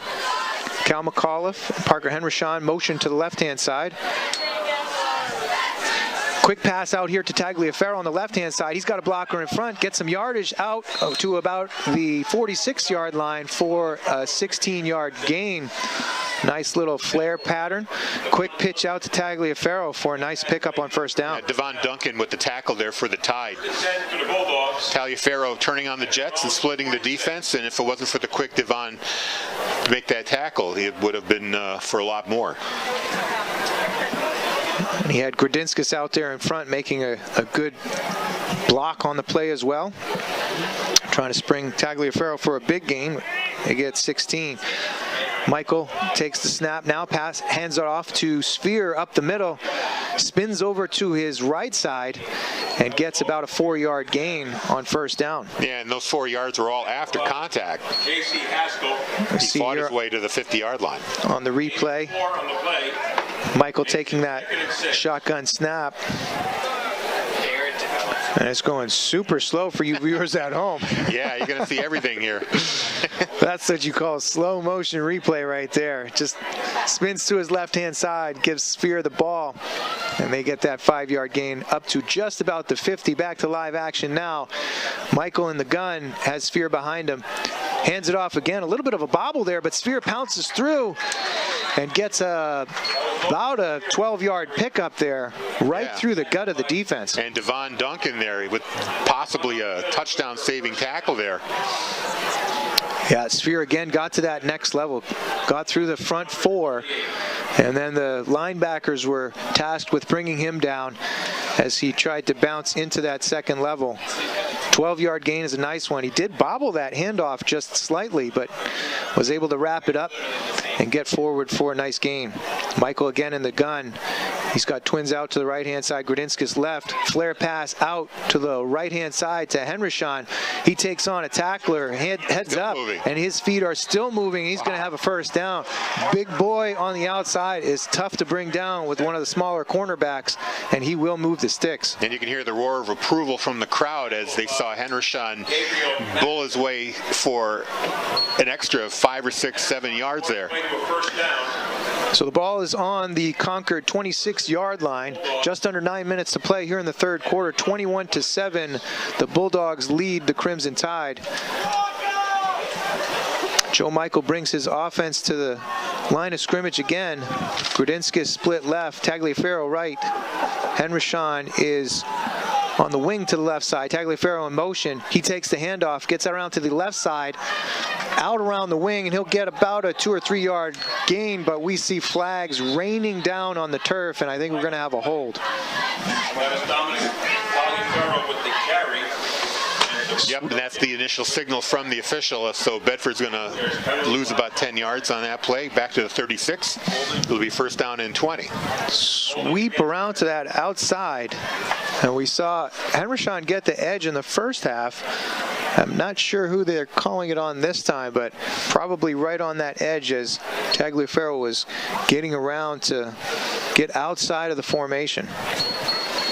Quick reminder, next Wednesday, girls soccer will host their first-round playoff game. They had a first-round bye. 3 o'clock Wednesday, the girls earned a number 3 seed with a 14-1-1 regular season record. So be sure to cheer on the Bedford girls soccer team here in their opening round of their playoffs. Bulldogs come to the line of scrimmage, slot right, tight left. Michael takes the snap.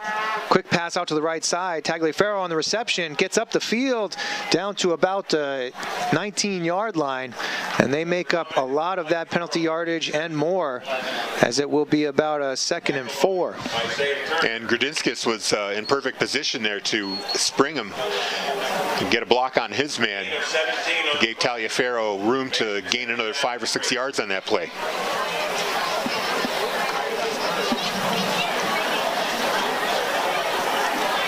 Similar set as the Bulldogs approach the line of scrimmage. Slot right, tight left. Hendershon is in the wing left. Sphere behind Michael. Takes the snap, hands to Sphere off the right side. A lot of room, getting up and down to about the 7-yard line on a tough run off tackle to the right side. And that's going to be first and goal from the 7-yard line for the Bulldogs. That run good for a first down. So we've seen Sphere carrying the ball quite a bit, and that bowling ball mentality as he bounces off tacklers, he gets his shoulders going north and south, and he is a locomotive going right through the middle of that defense.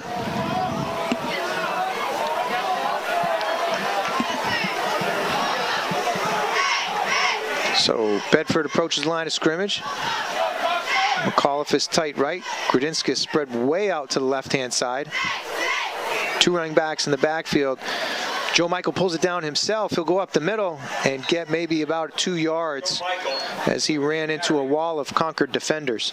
Hunter Jeffers was the lead tackler there for the Tide, limiting the gain to just 3 yards there for Michael. Second down and goal from the 6-yard line.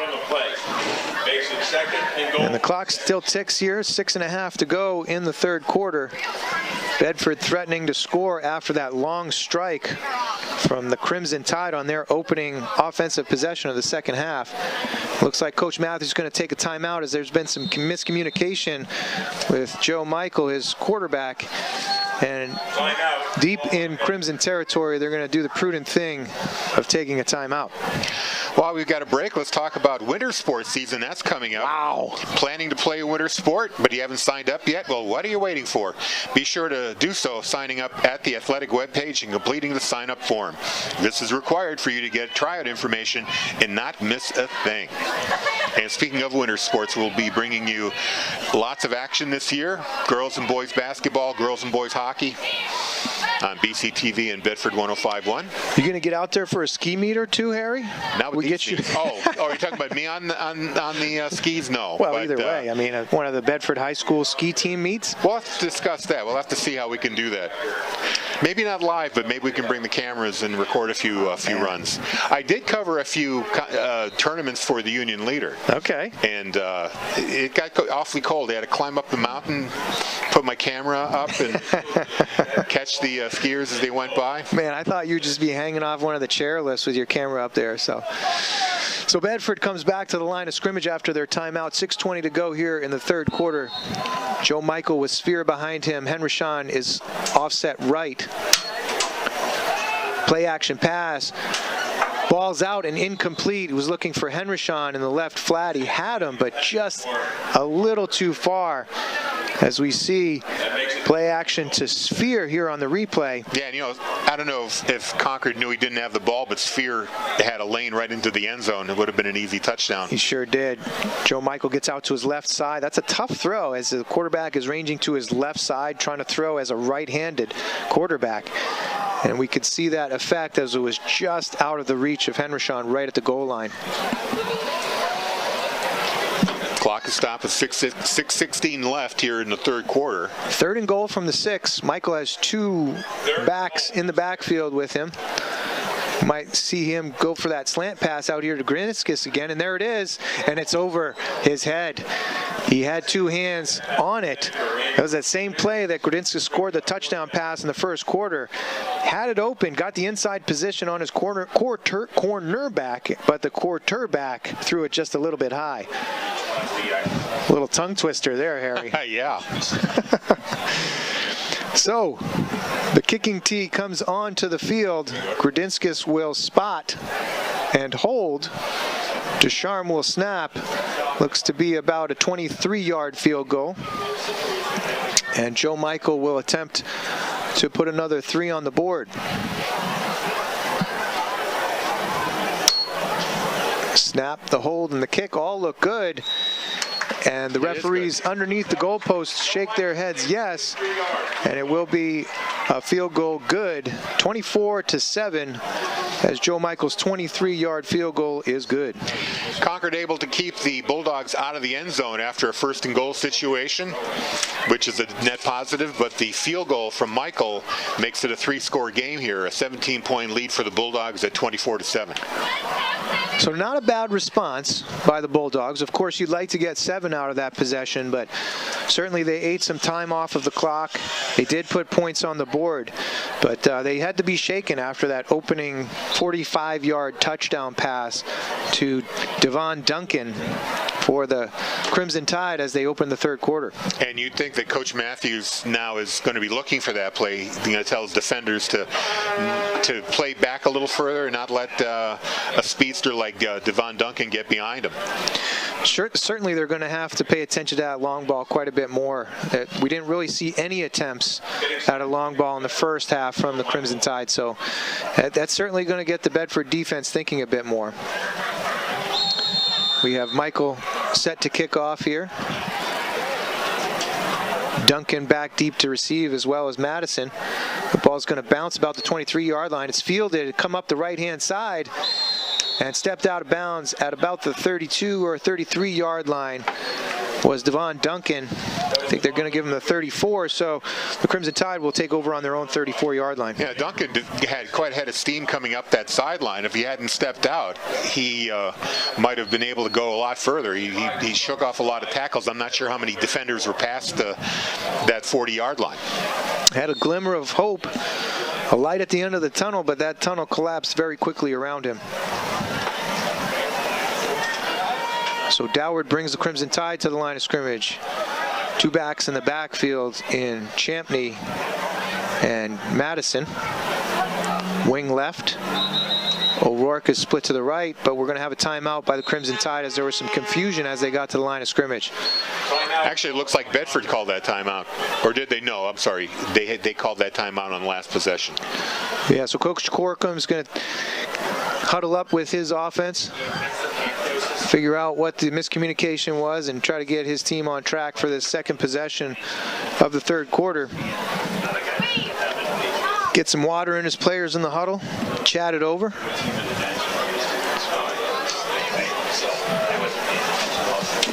You heading back to the Bulls game? Are they home this weekend? Or They have the bye. Bills? They have a bye. Okay. The Bills. The Bulls, UB Bulls, my old alma mater, they are playing tomorrow afternoon. I think they are at Akron. Okay. So I'll be catching that. Sabres and Bruins, of course, are on right now. I'm recording the game. Oh, so you don't want an update? I don't want to know the score. Okay, don't tell all me, right. because I'm going to get home and watch that. All right, fair enough. The 3-0 Sabres. Wow, you don't hear that much. Who would have thought? Crimson Tide are ready to take the snap. Under center. Ball comes out to the right-hand side, a bootleg. And Doward doesn't have much room there, and he's going to be tackled for a loss of about 2 yards. That looked like kind of a blown play. It did, but he did come out and had blockers out in front of him, so you're going to see the play action. Maybe it was just such a slow developing play. It just looked like... Talk about slow developing. Speed that up a little bit. So little play action here. Fakes the handoff. He boots. And he's got a pulling guard from the left-hand side looking for a block, but it does get blown up. So it'll be 2nd and 11 on their own 31-yard line. Play is batted there and incomplete as he was looking for Cave Madison out here to the near side boundary. Yeah, I think Parker Henderson got a paw on that one. So we will have 3rd and 11 for the Crimson Tide and their second offensive possession here in the third quarter.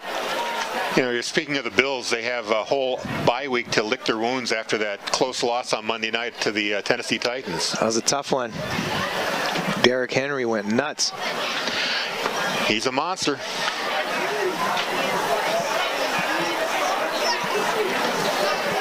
So Doward brings the Crimson Tide to the line, 3rd and 11. He'll drop back to pass, looks right, has a man, and it's complete. There on the near side to Matt O'Rourke, just beyond the first down marker. So they will move it up ahead as he makes that reception at the 45-yard line. And the Sticks move up. 1st and 10 for Concord at their own 45. Coming up on the 5-minute mark of the third quarter, Bedford leads 24-7. Doward back under center, spins, hands the first man through right up the middle, and he gets tackled after a 2 or 3 yard gain. Champney with the carry there. Luke Champney right up the middle. You see a quick gut play right up the middle there. Some misdirection in the backfield, and they try to hit that little quick hitter up the middle. And that clock continues to tick. 4:30 left here. Makes it 2nd and 7. Third quarter. Moving quickly as there have been few incompletions. A lot of ground game. Doward under center. Again to that up back. Champney. Quick hitter right up the middle for another 2 or 3 yard gain. Gets him into Bedford territory up to the 49-yard line, but it'll be 3rd down and 3 or 4. So 3rd and 4. Important 3rd down play here for the Bedford Bulldogs defense as they look to make their first stop of the second half. No doubt that Concord will use both downs if they have to. Makes it 3rd down and 5. Geez, I think they might punt from here. I mean, this is just inside Bedford territory if they get stopped. With a 3-point deficit, I think they're going to go for it here. A three-score deficit. Toss sweep to the left-hand side. Cave Madison gets hit, and he will not make the first down. It's going to be about 4th and 2. With the carry. Yeah, they got that play off quickly, but Bedford shut it down. You see that toss out to the left-hand side. He had some blockers up, but the defensive back from the outside came up, helped with contain. Yeah, Sphere was in there too. So they are going to go for it here on 4th down. 4th and 2 from the Bedford 47-yard line. You want your defensive line to have good discipline here. Watch the ball. Make sure that you're not getting drawn offside on a hard count.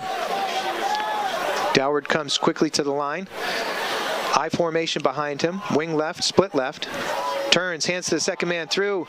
He gets hit and he gets stopped. He is not going to get that first down. Turnover on downs. And the Bulldogs will take over on their own 47-yard line. Credit Magnus Steele for getting his hands on the running back right there. Got the paws on the back of the shirt, pulled him backwards, couldn't get any more forward momentum. Steele, the first man there, and then he had some help from his friends. And the Bulldogs come up big. So 2nd turnover on downs here for the Tide. That gives Bedford possession on their own 47-yard line with 2:46 to play in the 3rd quarter, leading 24-7. So Michael brings his offense to the line. 2 backs in the backfield, tight right, split left. Henrishon wing left. Hands off. Colby Snow makes an appearance on offense and gets a big carry right away as he picks up about 17 or 18 yards on 1st down.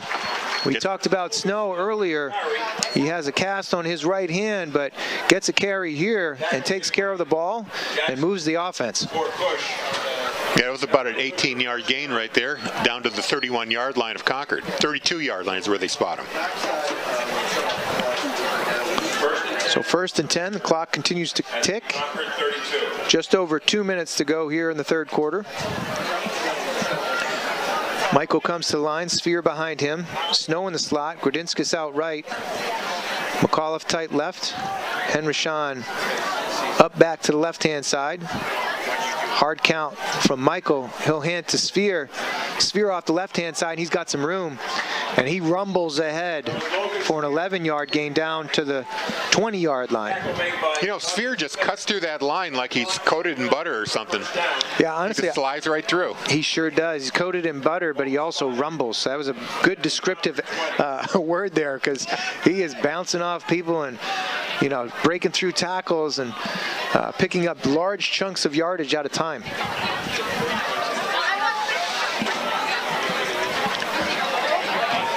Michael comes to the line again, slot right, tight left. Sphere is behind him. Henrishon wing left. Play action, looks out to the right-hand side. He's got Snow, makes the catch out in the flat, gets ahead, and he is near the goal line, but gets tackled on about the 2-yard line. Kudos to Snow with a cast on his hand making that catch. Ball was delivered on time, a little behind him. Snow adjusted to make the catch and got ahead for another 10 yards after the catch. So 1st and goal from the 1. He took 2 defenders with him to that 1-yard line, too. He was fighting for the end zone. I'm sure he's been itching to get back there on the field with that cast or without the cast. He wants the physical contact. And he did well to get them in a 1st and goal position. Michael, 2 backs in the backfield in the shotgun. Groditskas way out left, hands to Snow. Snow to the left side. He bowls his way into the end zone. Touchdown, Bulldogs. Touchdown, Bedford. So 1 yard run there for Colby Snow with 39.4 seconds remaining.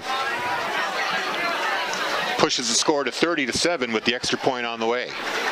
And as you saw in the replay there, he had plenty of blockers out in front of him.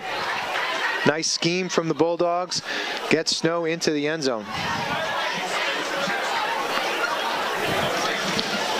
So 30-7 for the time being. Snap, a hold, and the kick all look good. So we have a 31-7 lead for the Bulldogs with 39 seconds left in the third quarter. It's playoff season for girls field hockey. They're 15-1 record in the regular season. They're going to host Dover in the state quarterfinals at 2 o'clock. And one thing I want to say about Dover, the reason they're even here is they beat the Exeter Bluehawks, the #1 seed, a team they never beat, ever. Wow. Not in the regular season, not in the playoffs. Like never, ever? Never, ever, ever. Oh, wow. So hats off to the Green Wave for pulling that off. Good for them. And now they have come into another steamroller of Bedford. They did make it to the playoffs, but they have a tough matchup now. And that's going to be 2 o'clock Saturday. So come on out and cheer the Bulldogs on. So the Bulldogs, after taking a little bit of a gut punch from the Crimson Tide, have rebounded with 10 points of their own and extend the lead back to 31-7. Getting set to kick for Bedford. Go Michael. Michael back to kick. Cave Madison and Devon Duncan ready to receive, but that ball goes short again. It's number 50, Doug Smith, one of the upbacks. He'll receive the ball and bring it up to the 34-yard line. The exact yard line they started on in their last possession. Actually, they'll mark them at the 39. 39, okay. There we go, 39. They'll start this drive at their own 39.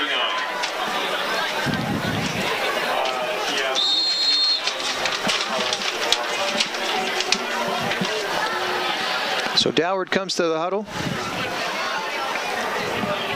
talks through the plays. Crimson Tide approach the line of scrimmage. Doward under center, 2 backs behind him, slot left, tight right. Takes a snap, he's looking downfield. Pump fakes, deep ball, he's got a man wide open, nowhere near anybody, and that's Cody Rashid for a long touchdown. 61-yard touchdown pass from Doward. And he didn't have anywhere to run but towards the goal line. Nobody within 15 yards of him. Yeah, that was another blown coverage there. I'm sure Coach Matthews will have a word with his defensive crew about leaving a man like that open down the sideline. Quick strike. I mean, they did have a 4-score lead, but it's not going to last when you let players get behind you like that. That was erased quickly. If we can get that replay again, certainly a blown coverage on the right side of the Bedford defense. Hopefully we see that after the extra point. Kick is up and good. So it's 31-14 on a quick strike to Cody Rashid on that left side. 61-yard touchdown pass from Zach Doward.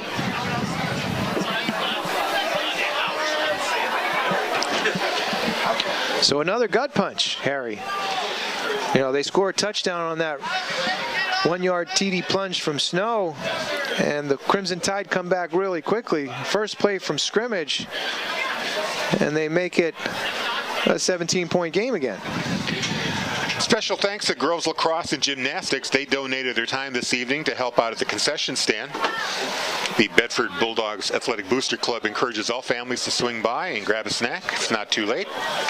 And get information on how to join the bbabc.net. That's the website. Learn how you can be the Bedford Bulldog Athletic Booster. Here's the replay. And here we see the replay. We saw the cornerback biting up on that pump fake. Great pump fake by Zach Doward. Nowhere near anybody. As it looked like the cornerback tried to bite up on that stop route, and Cody Rashid just blew by him on the outside for a quick 6 points.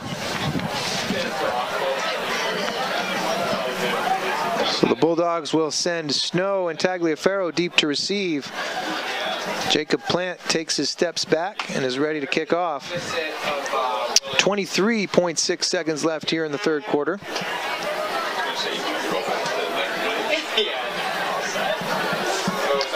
He approaches, kicks low line driver down to the right side. Tagliaferro picks that up, cuts back to the middle, has a little bit of room.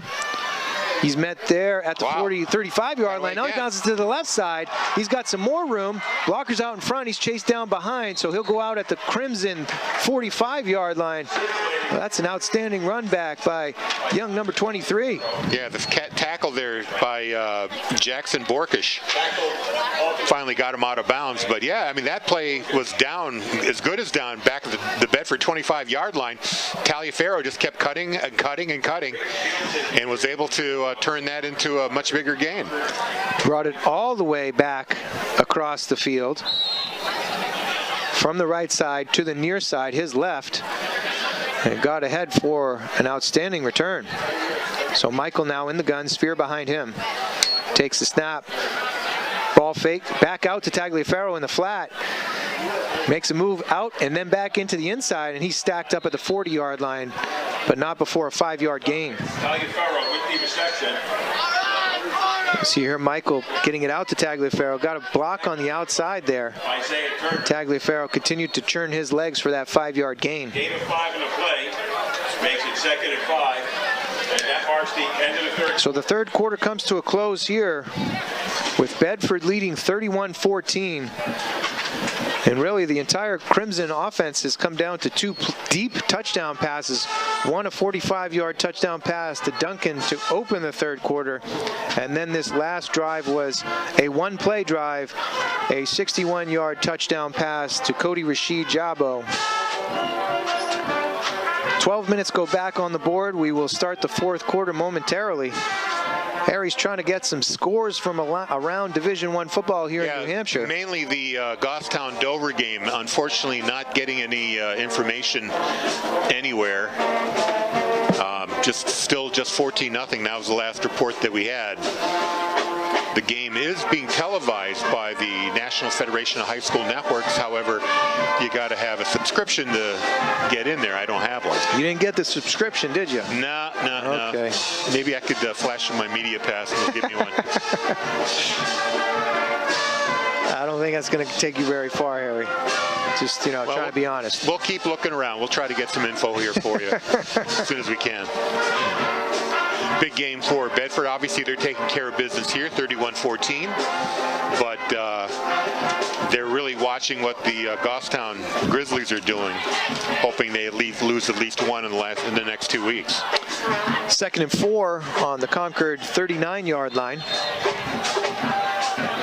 Michael ready in the gun. Slot left, but he hands to Sphere off the left-hand side. Sphere's got a lot of room. He's down to the 20, 15, 10, 5. Nobody's going to touch him. He's in for a touchdown. Logan Sphere on a 39-yard touchdown run. His bowling ball skills continue to break tackles as we see him carve up the middle of the defense. That at the 11:51 mark.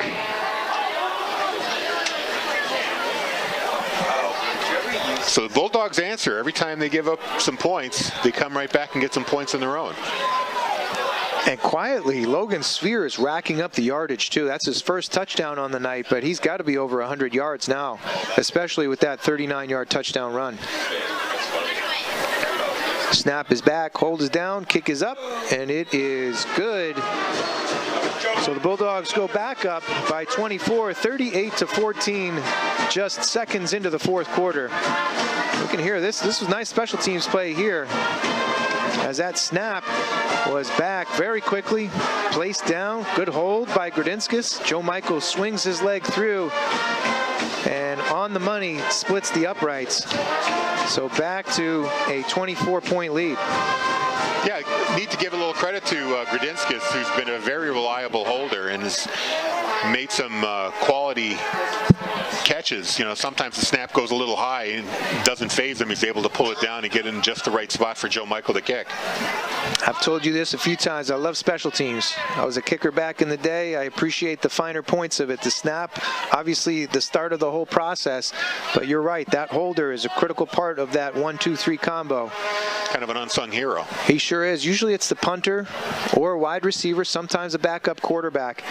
Certainly somebody with great hands and agility to be able to, in this game, specifically in high school, put it down on the tee. In college, you don't have that tee, or in the pros, you don't have the tee for the field goals. But you have to have that sure-handed teammate who's going to get it in the right place. Joe Michael's kick is going to go down to about the 17-yard line. It's picked up there by Duncan. He brings it forward to about the 32-yard line, 32-yard line, where Concord will take over on their possession. He was bouncing along that far sideline. Yeah, I think Duncan was waiting for it to go out of bounds and then realized it wasn't going to go. Decided to make a play for it and picked up an extra 10 yards. So Concord does get that 10-yard return from Devon Duncan, and their offense will come to the line.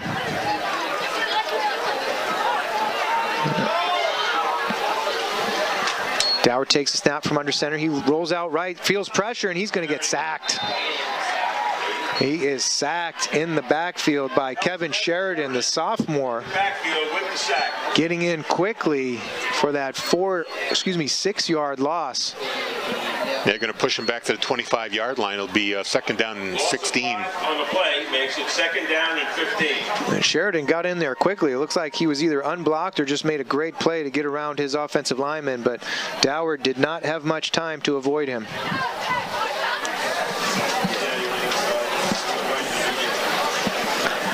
11 minutes to go here in the fourth quarter. Bedford leads 38-14. Doward comes to the line. Tight left, wide right. He drops back to pass. Quick pass to the outside right.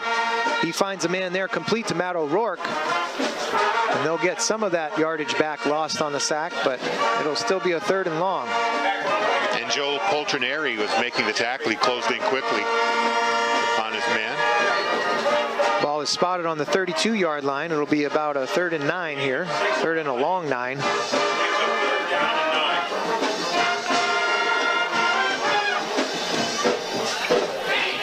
Doward comes to the line.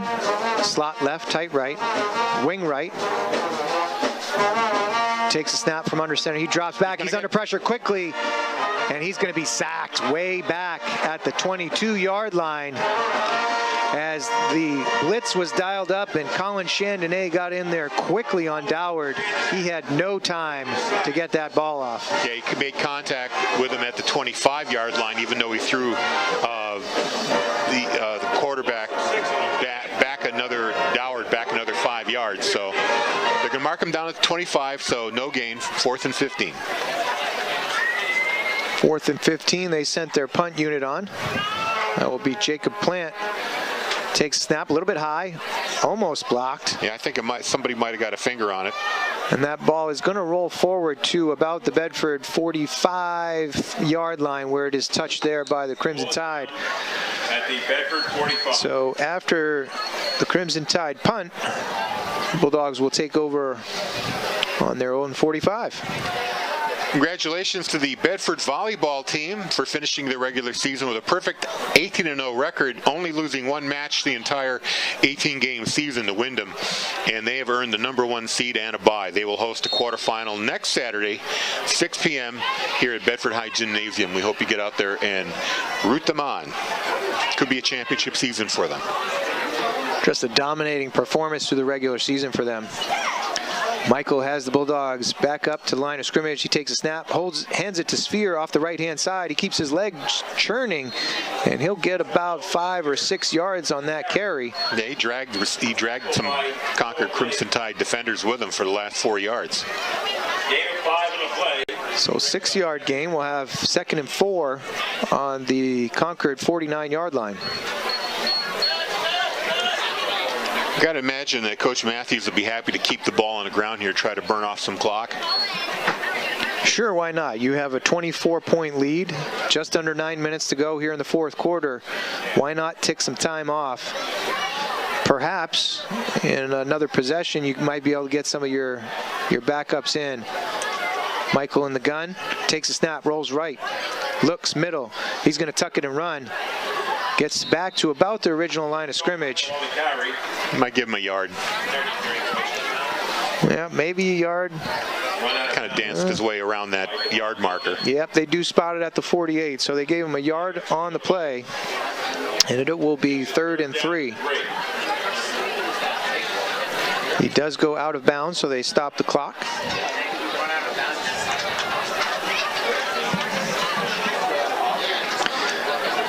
And the Bulldogs approach the line of scrimmage again. Michael will take the snap from the gun. Like a blitz, possibly. Toss sweep to the left-hand side. Sphere is going to take it around the left side. He's got a lot of room. He's got blockers in front of him. Weaves and gets down to about the 30-yard line on a 22-yard gain. No, 17-yard gain. Tackle made by... Yeah, I think Concord was sending the blitz on that play, and a sweep to the left was a perfect complement play to that, because it just caught the defenders rushing the quarterback, and they had and Sphere had a lane to his left and picked up big yardage there for another first down. Got the edge. That's the key. Once you get outside of that front 7, and you have blockers in front of you, it's trouble for the defense. So Michael is in the gun again. He has 2 backs in the backfield. Henry Shawn on the wing right. Handoff to Snow. He goes around the right-hand side. He's got a head of steam. Plows ahead to about the 18-yard line. And that'll be a 12-yard gain for Colby Snow. You see there, good blocking outside. Had Grudinskis tying up the cornerback. Stock blocks. Those are tough on the outside. Isaiah Turner for Concord, along with Duncan on the tackle. And we're going to have a timeout for an injured player on about the 25-yard line. One of the Concord players is having a tough time. That's number 11. Looks like Isaiah Turner, who you mentioned was on the tackle there.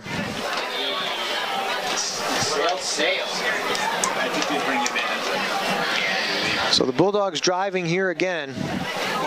After that last possession, they had a 39-yard touchdown run by Sphere, as they were answering the long pass from the Concord offense, the 61-yard touchdown pass to Cody Rashid. Injured player is off the field now, and the Bulldogs approach the line of scrimmage. Slot left, wing left.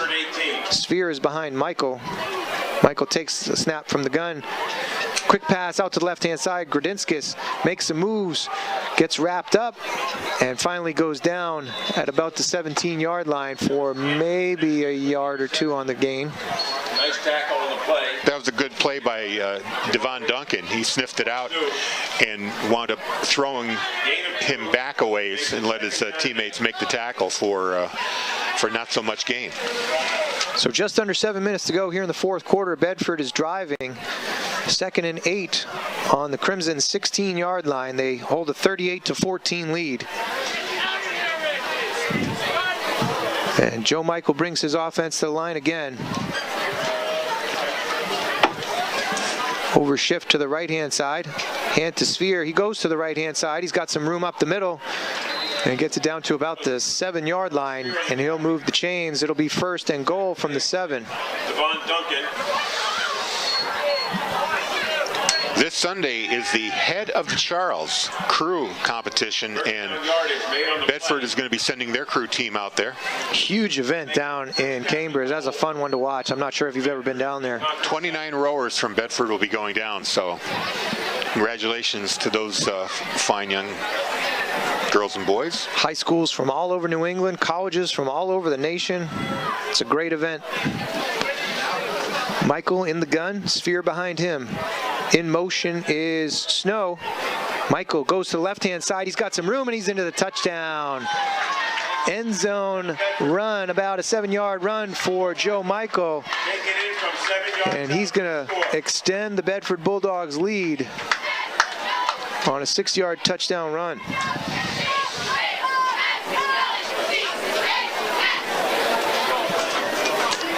Michael was going to sweep, and he decided to cut inside. I don't know if he saw an opening and decided to take it on his own, but it worked and got him in the end zone. Well, and he faked out outside, too. He bounced out to the left, jabbed his left foot to cut back into the middle. We're going to have offsides on Concord. Matt O'Rourke jumped the gun there, number 4. So half the distance to the goal. And they might try a 2-point conversion from here. Looks like that's what they're going to do here. So the ball gets respotted on the 1.5-yard line, and it looks like the offense comes back onto the field. From 1.5 yards out, Snow and Sphere are in with Grudinskis, McAuliffe, and Henrishon. Michael will take the snap. Overshift right. I'm thinking they're just going to turn and hand to Sphere off the right-hand side, and that's what they do. And Sphere is in relatively untouched until he bowls Colby Snow over in the end zone. Yeah. But the 2-point conversion is good, and the Bulldogs go up 46-14 with 5:48 left in the fourth quarter.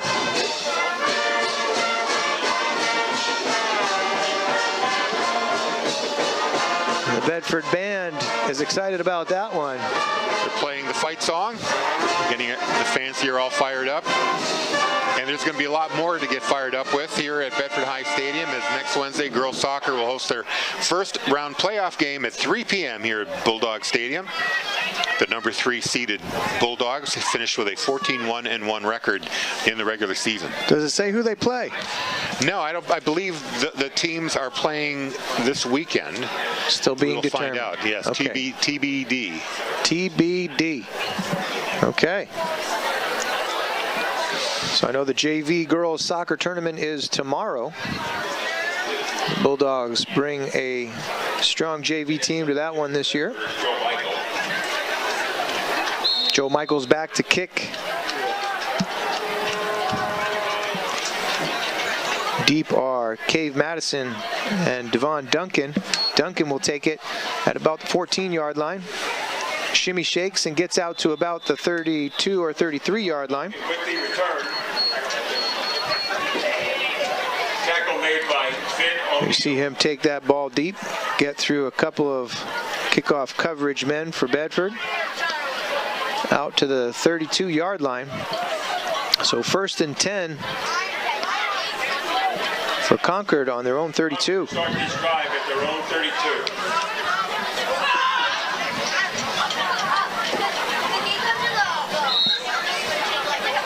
Don't forget, we'll be on the air next week, Friday night, senior night, 7 p.m. kickoff. The Bulldogs finish out the regular season against Spalding. Start early. Start earlier. Currently winless, as far as we know. Playing the Memorial Crusaders, who are also winless. Doward brings the Concord Crimson Tide to the line, man in motion. He'll hand to the motion man. Gets around to the left-hand side. That ball is on the ground, though. Fumbled by Cave Madison. Picked up by Sabati. Down to about the 12-yard line as that ball popped up late in the run. And Devon Duncan saved the touchdown there. Came out of nowhere to tackle Chabati. See Sabati scoop it right up there, and as you mentioned, Duncan with a touchdown-saving tackle there on the 12-yard line to prevent a score on that play. But a tough turnover there by Cave Madison. He had some yardage too. It looked like he had about an 8 or 10-yard gain going before that ball popped out.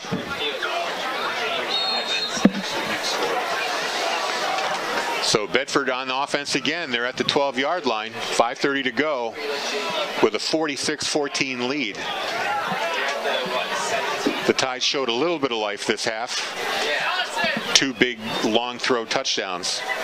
Nothing else to show for it though.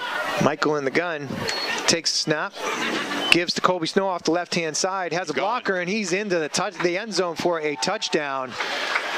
One snap, one play, one touchdown.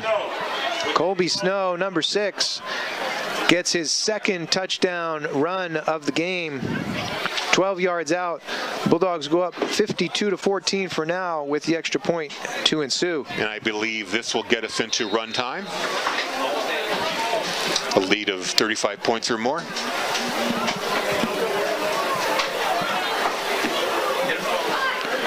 Snap is back, the hold is down, and the kick bounces off the left upright. It is no good. So it will stay 52-14.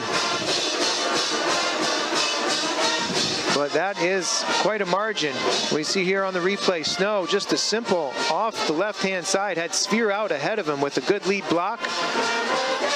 You could drive a truck through that hole, and Colby Snow certainly did for the 12-yard touchdown run. It seems like the Concord defense is fading here a little bit, maybe getting a little tired. Yeah, I was going to say that they're probably getting a combination of tired and a bit demoralized here at this point. Running for the bus. So I imagine we'll see some substitutions on both sides of the ball for the Bulldogs at this point. Joe Michael will not be substituted. He's going to have the kickoff duties here from his own 40-yard line. 5:25 left here in the game, and a 52-14 lead for the Bulldogs.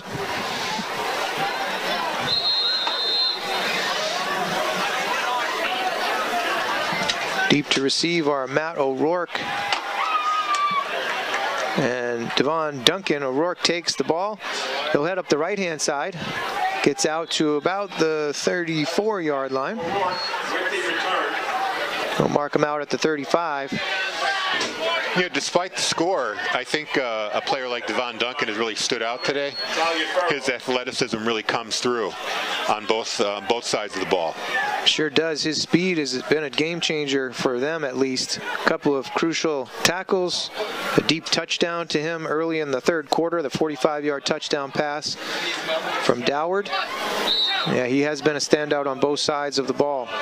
And certainly the tackle on Sabati on that fumble return. Absolutely. So Doward back under center, I formation behind him. Slot right. Takes a snap under center.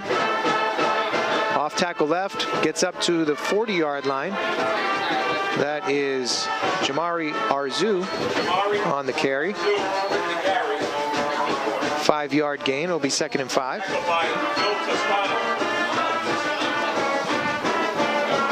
Congratulations to the Bedford golf team capturing their 10th state championship at Overlook Golf Club last weekend. The team placed 6 golfers in the top 20 and earned the victory over Exeter by 6 shots. I formation behind Doward. He'll hand again to Arzu. He gets stacked up by Thomas Rice on the tackle there. 1-yard gain, 3rd and 4. Clock is ticking, under 4 minutes to go here.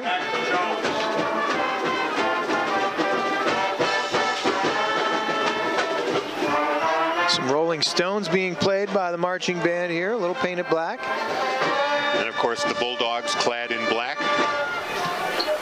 Doward under center, gives the first man through, he has some room. 10-yard gain there for Luke Champney. Caught the defensive line a little bit off guard with a little misdirection. First man through. And the ball will be spotted on the Bedford 49-yard line, just over 3 minutes to go. Bedford 49. Bedford Athletic Boosters Club, thanking their generous sponsors while we have time here before the game ends. Spectrum Marketing, Gear Up Bedford. I'll wait to your play call here. No problem. Doward under center, 2 backs in the backfield. He sets, drops, 5-step drop, looks to the left-hand side. He's feeling pressure now and will get sacked. Pursuit from the backside by Jack Riso. Good hustle there for the sophomore. Jack Rizzo. Looks like he might have gotten back to the original line of scrimmage, so I'm not sure if he'll get credit for the sack. Harry, go ahead with your plug.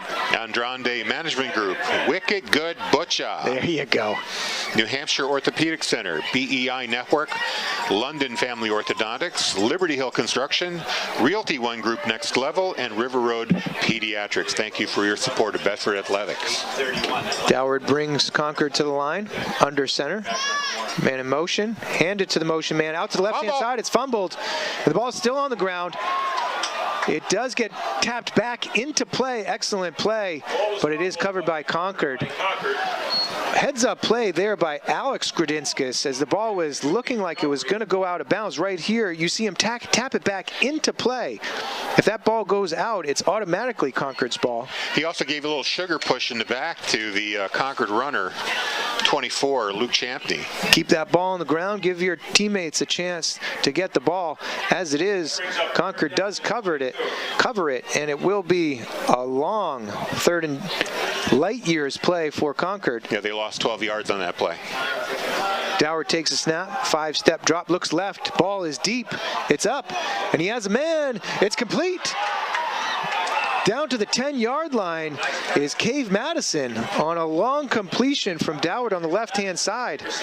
He threw that ball up, good arm strength, got it deep, and Madison was about 5 yards behind his defender. That was a good, almost 50-yard throw in the air. Josh Attar, I believe, was back there in coverage, and yes, it was about 50 yards in the air. And Madison was tracking it the whole way and made the reception. And now Concord has a 1st and goal at the 10-yard line. Doward takes a snap, looks left. Getting tracked back there by the defensive line, and he's going to go down for a 1-yard loss. Clock is running. If they want to get away with a touchdown attempt here, they've got 20 seconds to do it.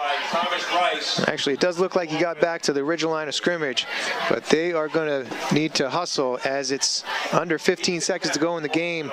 Doward calling the play in the huddle. It's 10 now.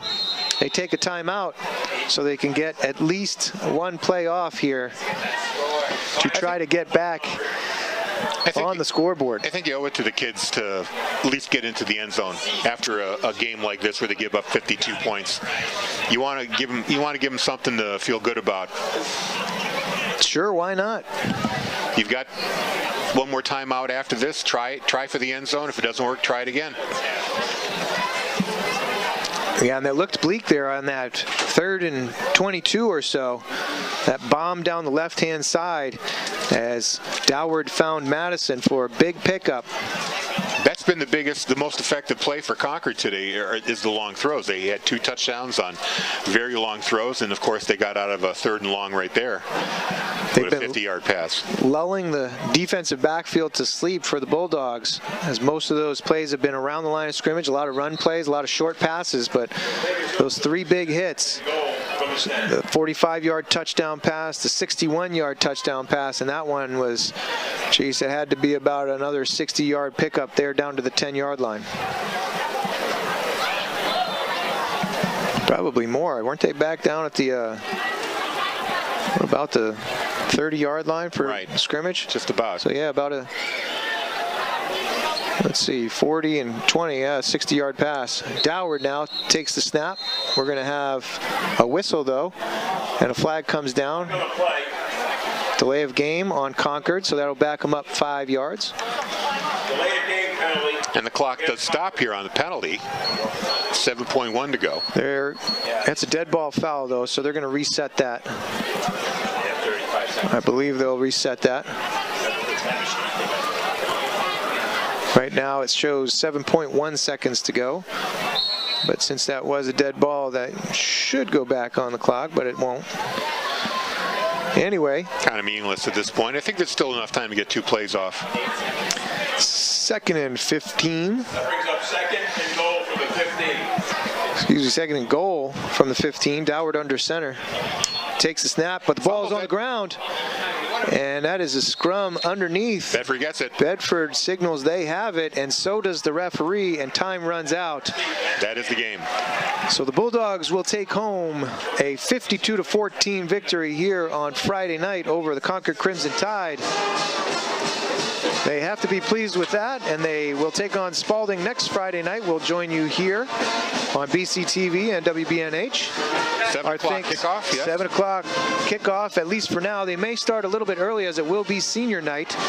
Our thanks go to the BCTV crew. George Cox on the camera here, Bill Jennings in the studio, Colleen Richardson. Appreciate everybody's help this evening. For Harry Kozlowski, I'm Corey Munster-Tiger for BCTV. Thank you for joining us, and we'll see you next week.